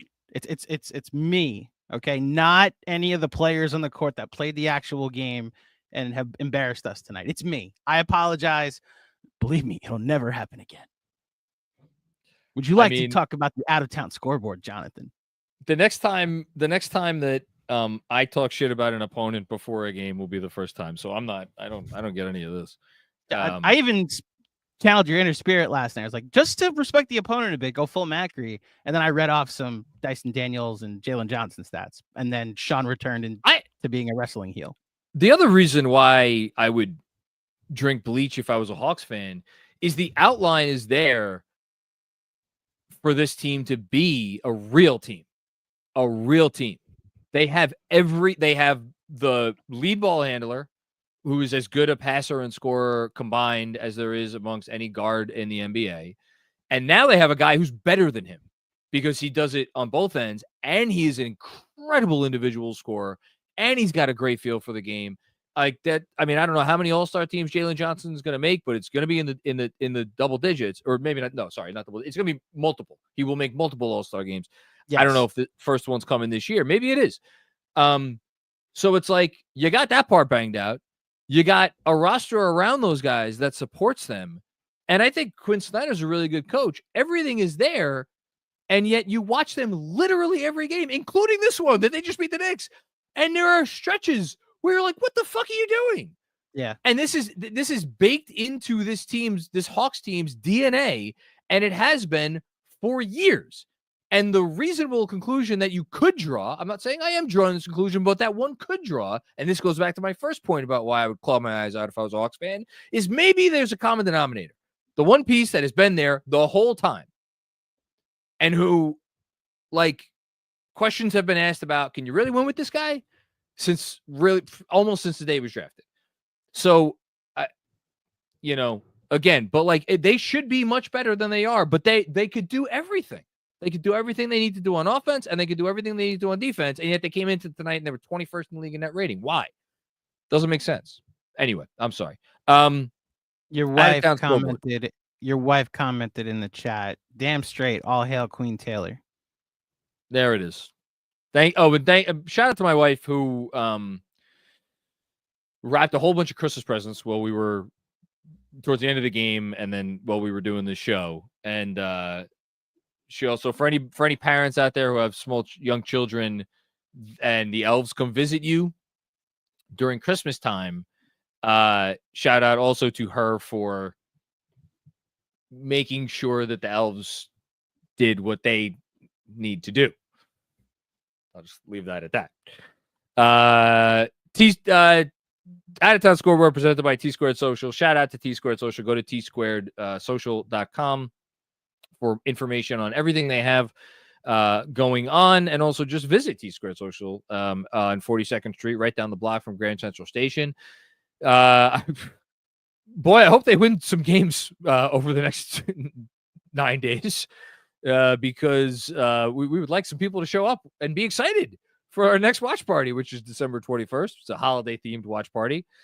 Anyway, Out of Town Scoreboard, the Rockets are up at halftime on the Warriors, who have scored. The Warriors have scored 37 points in the first half in Houston. I wonder how Warriors fans are feeling right now. So that is 44-37. Houston is winning. That has been your Out of Town Scoreboard, presented by T Squared Social. Okay. Brolic Jesus with another one. Oh, no, we already got to this one.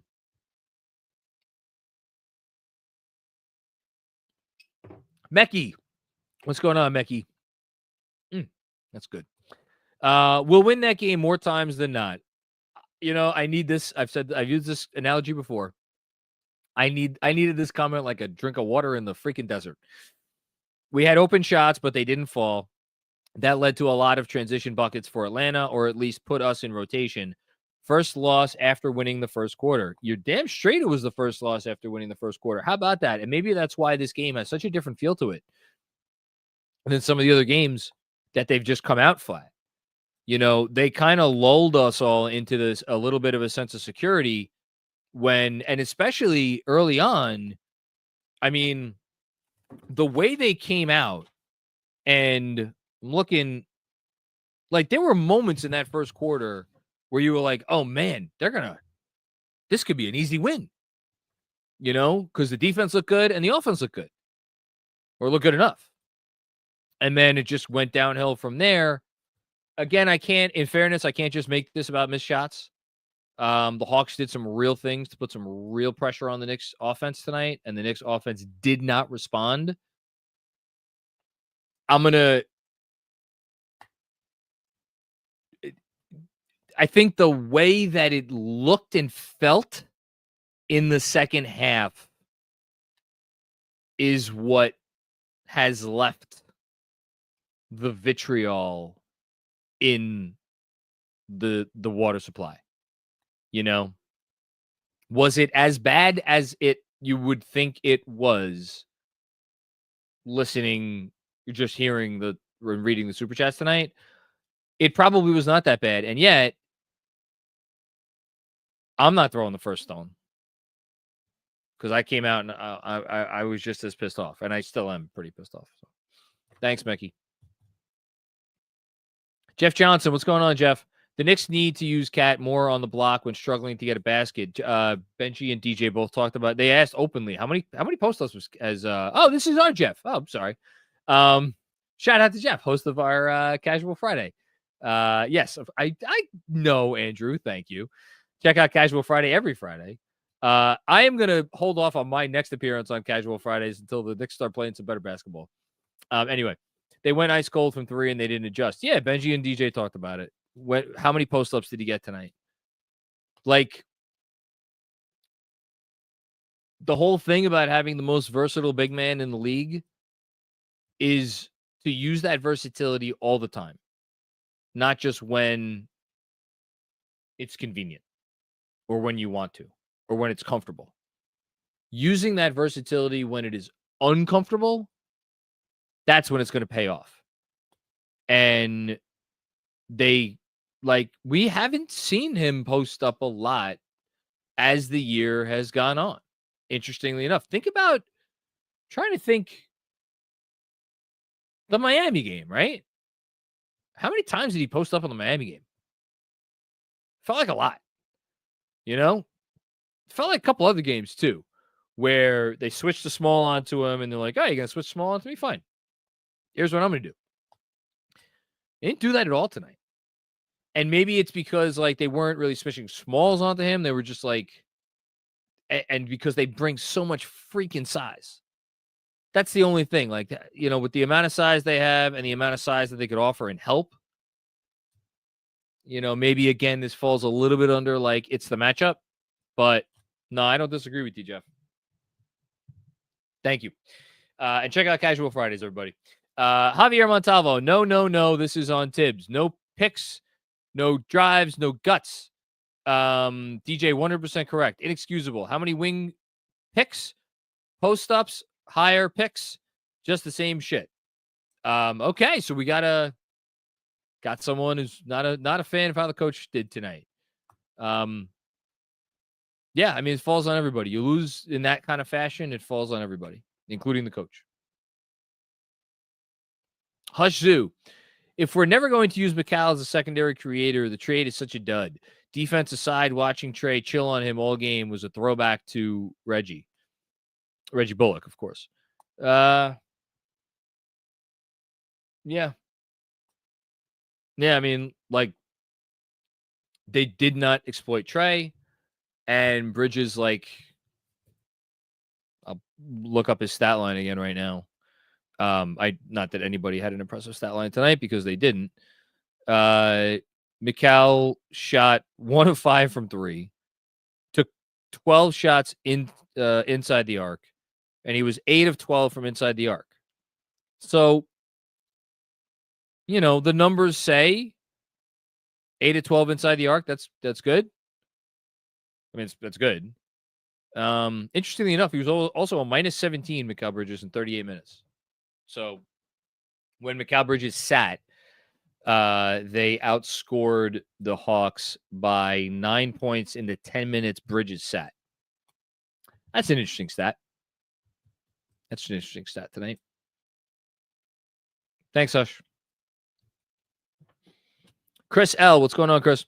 Last year's team got me to the point I finally stopped counting them out. Trusted them with the lead. Want to build that trust with these guys. Long way to go, though. NBA Cup is growing on me. Guys play harder. I thought there was definitely something in the air tonight. I don't know if it was that they were playing hard or I think they were feeling a certain level of increased stakes. I don't know.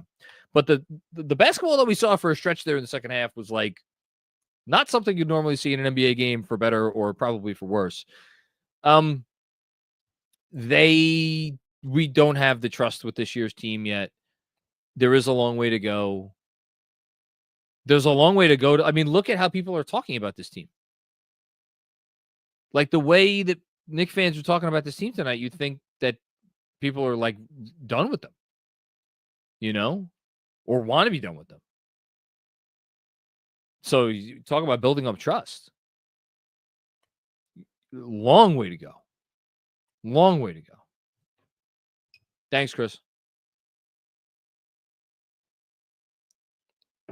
OG team. What's going on, OG team? Got to sit with this for 8 days till our next game. Well, not quite. We play on Sunday. And then after Sunday, they play Sunday. And then after that, they play Thursday in Minnesota. Thank you. So they play one game in the next 8 days.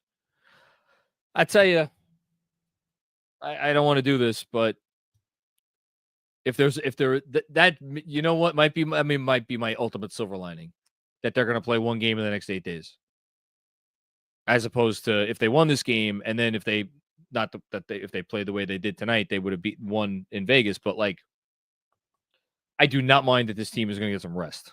I'll tell you that. Tell you that right now. Thanks, OG team. Another one from OG team. Brunson is a terrible NBA Cup tournament player. I forgot what did he do last year? I completely forgot what he did last year in the Cup. But last year against Milwaukee, he had 24 points on 10 of 22 shooting.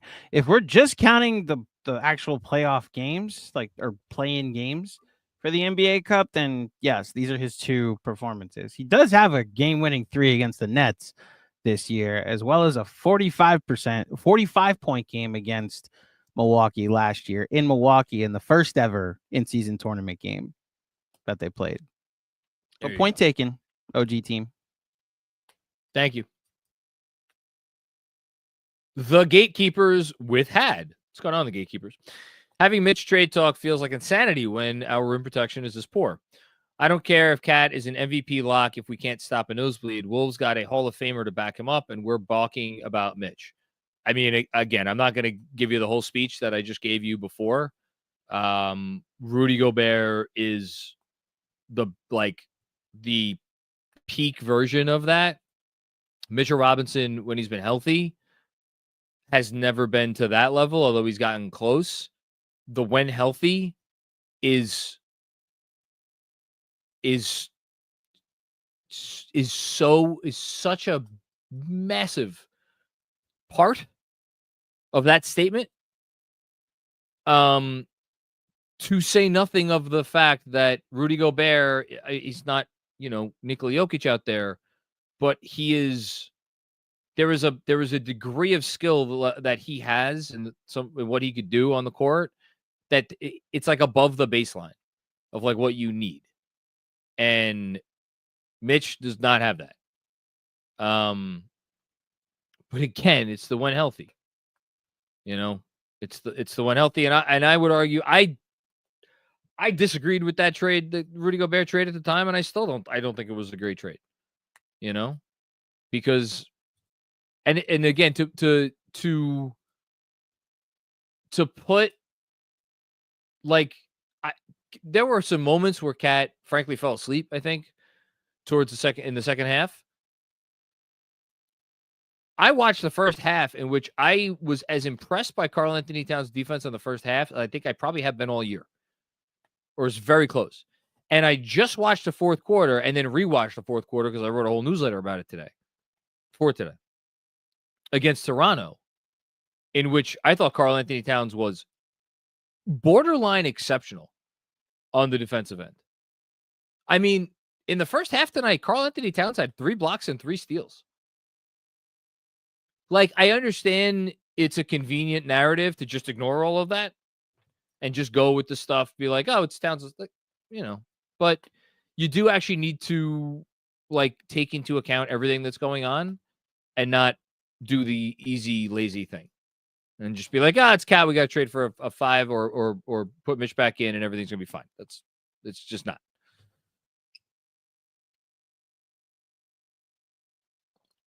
SF New York. What's going on, SF New York? Losing iHeart started us making bad decisions. Have to figure out, is there a way to play with good teams with a mediocre Bridges and a free pass to the rim Cat? I don't think there's any world where what they did this summer is going to work out if Mikal Bridges is not some version of what they thought that they were getting on the defensive end. To say nothing of the offensive part of it, but it has not been consistent enough. It was not good in the second half. Are they making progress? I would argue they are. And I think the evidence is there if you want to see it. This for me, and this is why I'm pushing back against this, what I saw from the team in the second half, and the reason that I was so despondent about what I saw in the second half, is I thought that was a collective issue. I am to use this game as an example of the Mikal trade, like Mikal stinks and Cat can't protect the rim. I can't do. That I can't do because we just watched a game where both of those things were like good for a large portion of the game. And like, I don't know. I freaking love the Towns trade. I've watched 25 games of this team. I would do the Towns trade 10 times out of 10. The Bridges trade, we'll see. That's more up in the air right now. Thanks, SF New York. Dan Hidalgo, common theme. Brunson can't stop drive. Wings can't trust Cat. Sag off their man. Give up open 3. Our wings aren't free to gamble and jump passing lanes. Brunson can't stop drives. The wings don't trust Cat right now. And they do sag off their man. It does all start at the point of attack.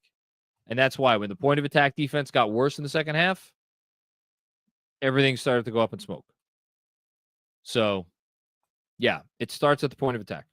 It's got to be better. Quentin Smith, what's going on, Quentin? Hey, John, first time chatting. I've been watching for a while now. I just want to know why you think the team is so inconsistent. Possibly chemistry. Not possibly chemistry, almost certainly chemistry, Quentin. I mean, I think, again, since apparently Fred wants credit for anything he says in our text chain, where the thing I brought up the other night about what's the one biggest issue, right, that they have, this team. And he said cohesion, as did Benji. That's that's what's going to make them a better defense. If you're asking, like, okay, so let's say they get that, what are they going to be? They're always going to have a talent deficit on the defensive end. As long as the team is going to play Karl Anthony Towns some significant portion of minutes at the 5 and is going to play Jalen Brunson some significant portion of minutes, period, they're just never going to be a great defense. Like, you're just not going to be a great defense. But that's not the goal. That wasn't the goal when they traded for Towns. They were conceding that. They were saying, all right, we're going to give in on that. We're going to go this other route, and we're going to try to win this other way. To get to where they want to go and where they need to be, that I do think largely comes down to cohesion and chemistry. And I think you saw it tonight as the game went on. You saw more and more just poor decisions. Now,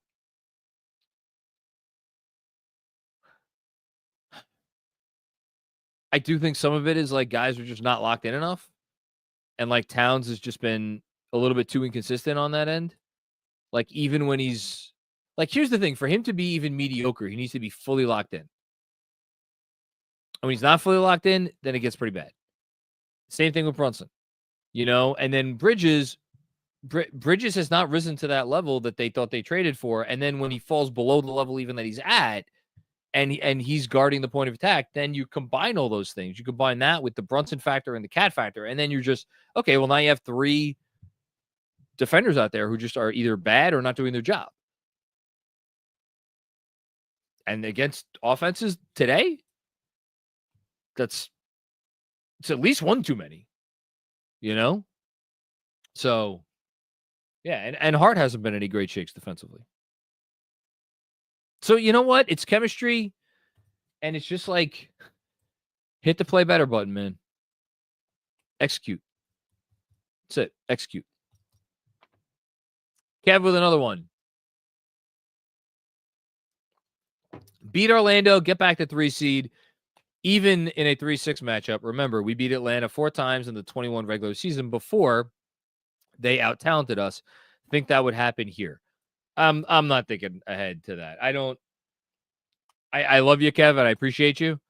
I'm not thinking about seeding right now. I'm not thinking about playoff matchups. I'm not thinking about any of that. I'm thinking about how does this team consistently get to a level where they are going to go out and we are going to feel confident in what they're going to give us on a nightly basis. That's all I'm worried about right now. Because right now, it's not there. But, you could say the same thing about probably 25, 26 other teams in the league. The only problem is that this team is supposed to be one of the 5 best. And they're just not playing like it. Thanks, Kev. Kev with one more, or another one. I should never assume it's the last one.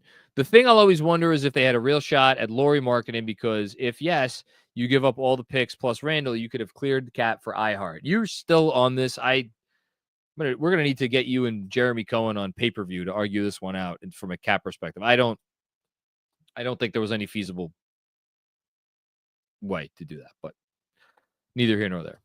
What's done is done. Dawn Murray. What's going on, Dawn Murray? Fucking sucks to lose to my precious from Lord of the Rings. Yes, it does. What do we do about Mitch? Player trade, him being out until February hurts. I'm exploring the market. I'm seeing what's available.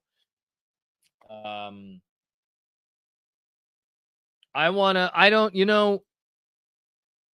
still haven't closed the door on not trade. I know everything I've said tonight about Mitch would seem that this is not what I think. I think there's a world where Mitch could play a role in this team. I do think it is kind of crazy to just assume that the guy, like, you have a $15 million or $14.3 million salary slot. You combine it with a minimum, you get to whatever, 16 or 17 million. If you combine it with, like, I'm not saying they should do this, but if there's a player you really wanted out there, you can combine it with Precious and you get even higher. That salary slot for a team trying to win a championship, like, you got the freaking Nuggets over there and they have Zeke Najee's $8 million and they're going to do everything in their freaking power to move Zeke Najee's $8 million because they cannot afford to have $8 million of unproductive money on their books. Mitch makes $6 million more than that. And I'm not comparing those two as players. Mitch, when he's healthy, is obviously a world's better player than Zeke Najee, who is not even in the rotation right now. And, like, they should have never given him that contract to begin with. But when you factor in the health reliability part of it, and when you factor in, all right, well, how many minutes should he really be playing with Towns, even if he is healthy? I want to see what else I could get that could consistently give me 20 minutes, and I know it's going to be a solid 20 minutes. I know it's going to help my team. And it will help, perhaps, this version, this core, get where they need to go. So for me, Don Marie, I am in the camp of let's see what's on the open market, but you may not like what you see. So I don't know. Thank you. Esquiet. We have weaknesses, and OKC looks good. It's going to be bittersweet seeing Hartenstein in the finals this year. I mean, OKC, they were my finals pick before the season. They're awesome. We knew they were going to be awesome. To me, that won't be bittersweet because we had no functional way to keep Hartenstein. So, I was a little bit bummed out by the comments he made a few weeks ago. I didn't speak on that publicly. I was disappointed. But, I'm still happy for him. And I'm happy for, I have no dislike for that team. SGA is the sort of superstar that like everybody should want to root for. I know Benji's had his issues over the years with OKC and St. Presti and how he goes about his business, but I don't have any issue with them. I think I think they really handled everything post KD as well as you could handle it. And just so many smart moves. And like in fairness, you have the luxury to do some of the things that they've done because they're in Oklahoma City. And they're not in a major market. But brilliant team building job by them. Thanks, Esquit. Stevens Guillaume, what's going on, Stevens? Feels like it's one step forward and 3 steps back. 1 game in 7 days. Hope they use this time to rest and regroup, maybe get in a practice or 2. I'm more like I'm probably in the camp where it's definitely not 1 forward and 3 back. It is tempting to ignore all the good things this team has done. Like, and I'll probably, this will be the theme of my newsletter tomorrow, so I'm not going to say too much on it now, but this is unquestionably the first Knicks team since I've been a fan, and I can't even, I wasn't there. I was about to say I wasn't online in the 90s. There was no online in the 90s. I wasn't in barbershops in the 90s, so I don't know. But since there has been conversation that I could take part in on a regular basis, this is the first Knicks team where all it takes is 1 bad performance to flush, and I mean flush, every ounce of goodwill that they have built up amongst, again, I don't want to group everybody in together because we've even seen tonight, there have been some super chats that have been like, not positive, but like understanding. For some significant portion of this fan base, 1 loss flushes it all. And that is new. Since I've been doing this, at least, at the very least, it's been new. Like we've had over the years, we've had games where like you want to talk about stinkers. Like there's been some ugliness, but never to the point where, and like they lost by 8 tonight. They gave up 108 points. Their defensive rating, and Andrew said in the chat to me a minute ago, their defensive rating went up, like it improved tonight. Nobody cares.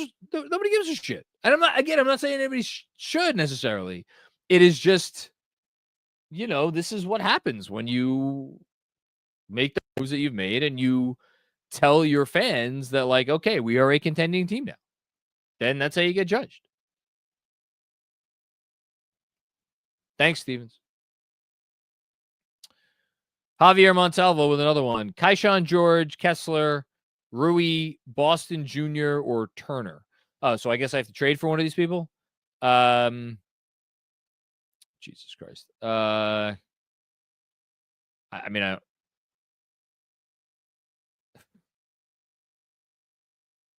I'll say Turner, I guess, but like, none of those guys are. Would I be running out and paying? I don't even think Rui. Why would this team want Rui Hachimura? You think he's going to make your defense better? Come on, Brandon Boston Jr. He's going to help you on defense. I don't know. Thanks, Ben. JH with JH, me and JM. I have got a swatch for you. Talking to Josh Hart. Oh, Josh Hart. I have a swatch for you. Hashtag Harry Roll. Harry Roll on one? What am I missing? So Trae Young is Harry Roll on one. Oh, I got it. There it is. Yeah. That's good. I believe that's what he's saying. He's making fun of Trae Young's hair. Well, it should be made fun of because it's absurd. Thank you, Ben. Jason, Knicks need a change-up option, Mitch or someone else. I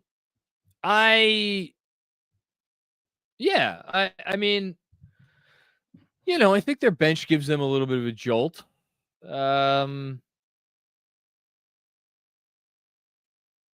They don't really have a different look. Yeah.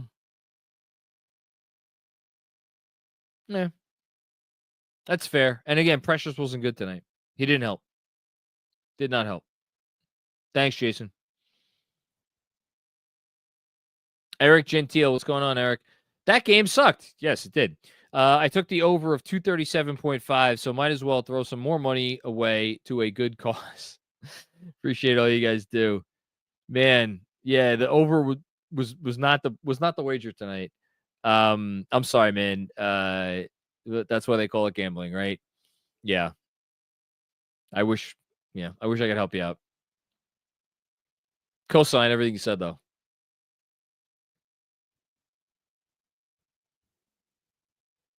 David Sencherico. Should be able to pronounce that. I'm Italian. The Knicks issues came to a head in one game. Bridges' point of attack defense, lack of depth, sapping energy, and ability to shoot rebound. Can't handle teams with multiple long wings. What's worse, no remedies in sight. Yeah, I mean, the remedies are internal. The remedies, like, just to go through it one by one, Bridges' point of attack defense was not good in the second half of this game. Be better. You were okay in the first half. You weren't as good in the second half. So be better. Lack of depth, sapping energy. I do think that can get better, and there is a remedy in sight. And we haven't mentioned his name tonight, but like Tibbs talked about Landry Shamet earlier today and said he's making progress and he's taking contact, I think. So he might be back before the end of the month.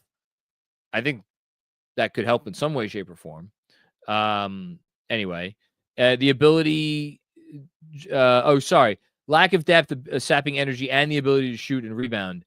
So yeah, I agree. It's a fair to connect the dots that they maybe had some tired legs, and that's what impacted their ability to get boards and make threes tonight. I also think, again, this rest that they're going to get, one game in the next 9 days, I think that'll help. I hope it'll help. And then can't handle teams with multiple long wings. Yeah, I mean, that's the biggest one for me. If there's one major, like, how are they going to figure this out thing I'm taking away, it's that these teams that have this length, you cannot just completely die. And they kind of died tonight. Didn't make shots, but you kind of died. Thanks, David. All right, here we go. Russ Guberman's coming up. Hey, JM, am I still stupid for calling this team slow and vulnerable to young, feisty, athletic defenses? Well, you're not stupid. They are young. What? Hold on. You called someone stupid? I would never. Post-game? Never. Oh, hold on. I haven't been doing many post games this year. You responded to someone that sent us like their hard-earned capital, potentially just like to let off some steam. That was one of the things they enjoy watching. You called someone stupid? I mean, I have no recollection of that. Russ Guberman, diehard Yankee fan who told me he's unfollowing me after Juan Soto chose a different New York baseball team to play for the next 15 years. That's unfortunate. You called him stupid? I can neither confirm nor deny. That just does not sound like you. Oh my gosh. This season's really taking it out of you, John. Oh my God.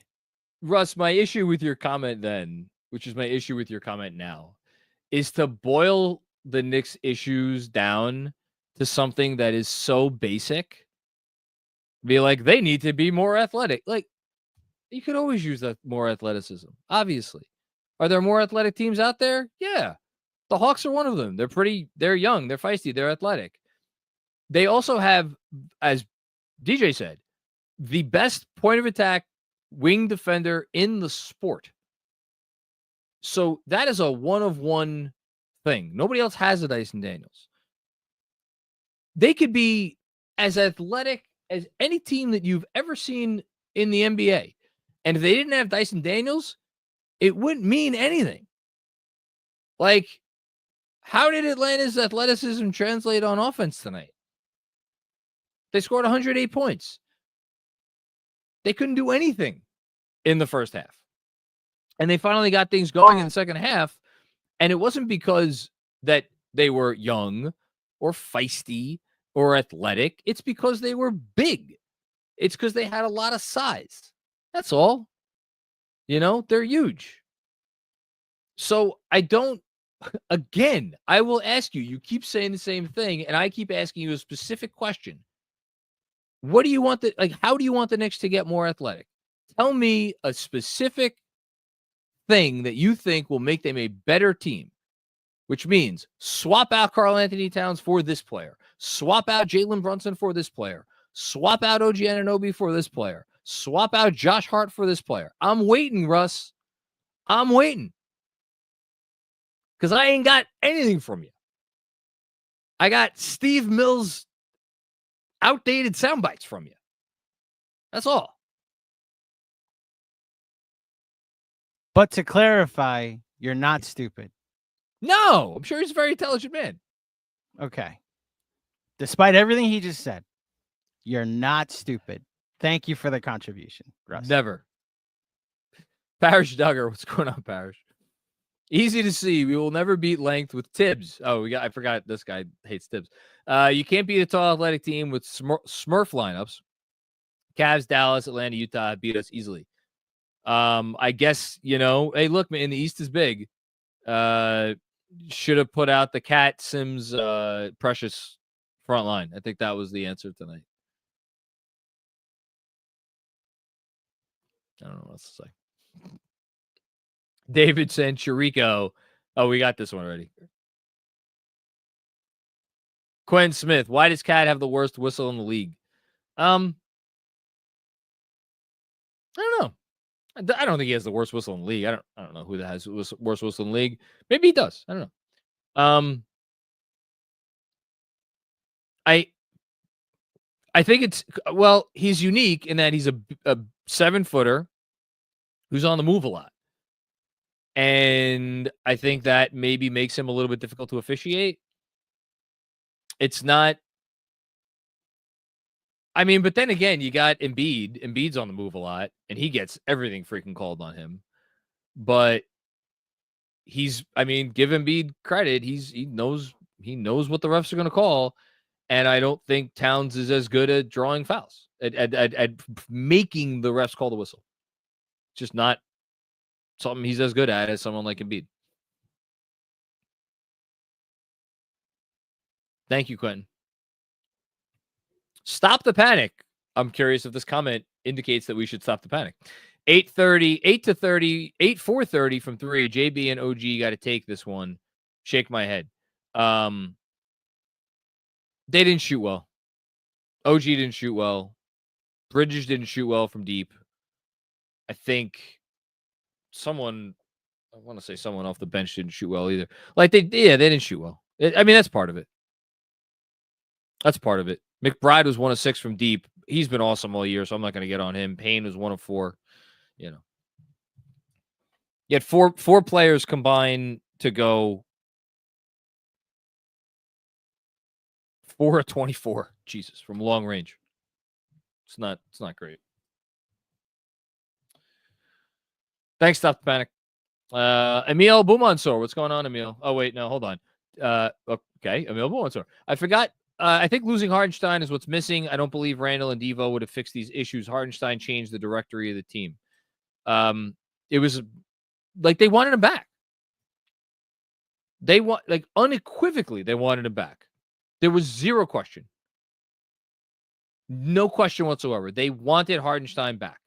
And then once Hartenstein left, they were like, what are we going to do? How are we going to make the best of the situation? We could either go and get a Band-Aid type of solution and get a lesser version of the thing that we already had and maybe get back with Mitch, or we can swing for the fences. And they swung for the fences, you know? So, look, I don't mind it. I am still very invested in this team. Like, not, I know I said earlier tonight at the top of the show, like, this is the first loss where I kind of have found myself ever so slightly being like, you know, I wonder. That's like a net less than 5% of me thing. It's just not 0%, but it's less than 5.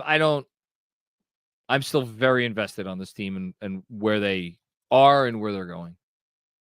It's going to take a hell of a lot more than, you know, one shitty game against the Hawks to change that. David Sancharico with another one. Forgot to mention, I hope Deuce is all right. Yeah, it's true. He went back to the locker room and he came back to the bench. Hope he's okay. OG team. Derrick Rose, Josh Hart, OG Anunoby. This team seems to spark up after a deadline trade, or are we just a second half team? I don't know. FU, I Hart, respectfully. Nah, I can't hate the guy for taking the money. I don't. Yeah, I don't know what that trade is. Hart's arrival was so unique because he's a one-of-one type of force of nature. OG Anunoby trade was so unique because you added in this basketball being that was like carved out of stone as if like perfect to play on the team that the Knicks had. And he was so good at it. And he cleaned up so much of what was ailing them. And he you know, removed RJ, who I waxed poetic about RJ the other night. And so I feel comfortable saying this, but like RJ was just not working with the group. So you swapped out that for that. And then Derrick Rose was arguably the best player on the team. So what's going to happen this year? Are they going to trade for a player that is arguably the best player on the team? No. Are they going to trade for a force of nature like Josh Hart? I mean, I don't think so. I don't know that those players are really out there. And are they going to have someone that's as perfect a fit and that like corrects so many of their issues like OG? So they're going to be really hard pressed to find a trade that. Now, I'm sure a lot of people out there are hearing me say this and being like, you know what the addition is? It's Mitch. That's the addition. It's Mitch. And maybe, listen, talk about eating crow. If this team gets Mitch back and he solves all their problems, oh my God. It's not going to be enough crow in where are there a lot of crows? Baltimore, right? That's where Edgar Allan Poe is from. Whatever. Was wondering where you were going to go with that. Thought you were going like I'm gonna have to eat a lot of crow in Central Park. There were a lot of. Are there a lot of crows in Central Park? Pigeons in Central Park. Pigeons. Well, I mean, I guess the crow is technically Baltimore. I think ravens when I think Baltimore. Oh, I mixed up raven and crow. Mm-hmm. I mean, they're similar looking birds. Let's wrap up this post game. That has somehow been going for over 2 hours. Jesus Christ. Haitian with another one. Thank you, Haitian. Agree with you on Mitch. The problem is who's willing to trade for him while giving us what we'll need in return. Will we have to add Deuce? I'm scared. No, they're not. I mean, look, never say never. And it's not like Deuce is untouchable. I'm sure they trade Deuce on the right deal. I don't think that deal will be out there. No, I mean it's more just it's the salary. It's what are you adding to the salary? I don't think anybody's going to give you real value from Mitchell Robinson. I think they're, maybe they'll hopefully treat him like roughly neutral money, maybe a little bit more favorable than that. But it's about what are you adding to the deal? You have to add a rookie. You have some draft assets left. Like, what are you adding? What are you adding? Thanks, Haitian. Brolic Jesus. Did our free throw and offensive ranking take a hit? I got them both for you right now. So offensive rating league-wide, the Knicks fell all the way after tonight to second, barely behind the Cleveland Cavaliers. Their Cavs 120.4. Knicks are actually tied with the Celtics at 120.2. And then there is an ocean, and then there is the Mavs in fourth at 116.7. So the Knicks still comfortably one of the top three offenses in the league, currently ranked second. And if you're looking for free throw percentage, the Knicks right now are still first somehow, but it's close. They were first by a mile, and right now there's four teams that are very tight: Knicks, Nets, Thunder, and Celtics. But even after the last two games, the Knicks are still the best free throw and shooting team in the league. Gives you an idea of how good they were in terms of hitting their free throws before the last few. And I mentioned they took a fall recently in the defensive rebounding. Thanks, Brolic Jesus. Kevin Nanashevsky. Wait, what iHeart comments annoyed you? Thought it was at Julius. Either way, even if they were directed at Julius, that's unnecessary. Because you're clearly calling out a teammate that you used to play with in a way that I'm sure that everybody, I just don't think it's necessary. Even if it's true. I just didn't think it was necessary, and I didn't love hearing it. Isaiah Hartenstein was part of a team last year that quadrupled his salary. So whether he was playing with guys who dogged it on defense or not, Isaiah Hartenstein should kiss everybody's behind that he played with in the last few years for helping him achieve the payday that he got. And he didn't need to make any comments insinuating that any of those guys were anything less than really great teammates. And I thought he did that, and I didn't appreciate that.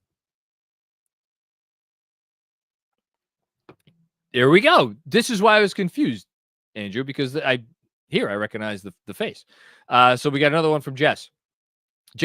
They let Trey shoot dice on the logo and walk out of the arena unscathed. I don't want to hear we got to be better. They need to look in the mirror. How about both, right? How about both? They have to be better, and they have to look in the mirror. They have to figure out who they are and what their priorities are and what kind of a team that they're going to be. Alex! Did not expect to end with this level of generosity, but here we are. Jonathan Corey Macri. It hurts me to see you sad. I'm not that sad.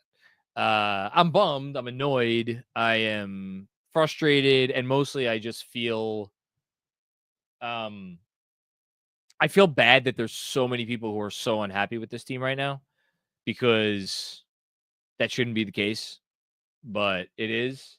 In any case, take this with a grain of salt because I missed the second half. Cat in the first half, aside from the missed free throw, looked like a player you can build a championship roster around. It's amazing how much a half of basketball will change your view of things, Alex. Truly. And you know what? I will end it on that note. I am not going to sit here and pretend like everything was hunky-dory after the Raptors game. Even the Raptors, there were a lot of people who were upset after the Raptors game because they were just so unimpressed by what the team did over the beginning of that game. But if you, I think, would have polled the fan base at halftime of this Hawks game tonight, and you just would have asked them hey, how you feeling about this team? What do you think? How you feeling about what's going on right now through 24 and a half games?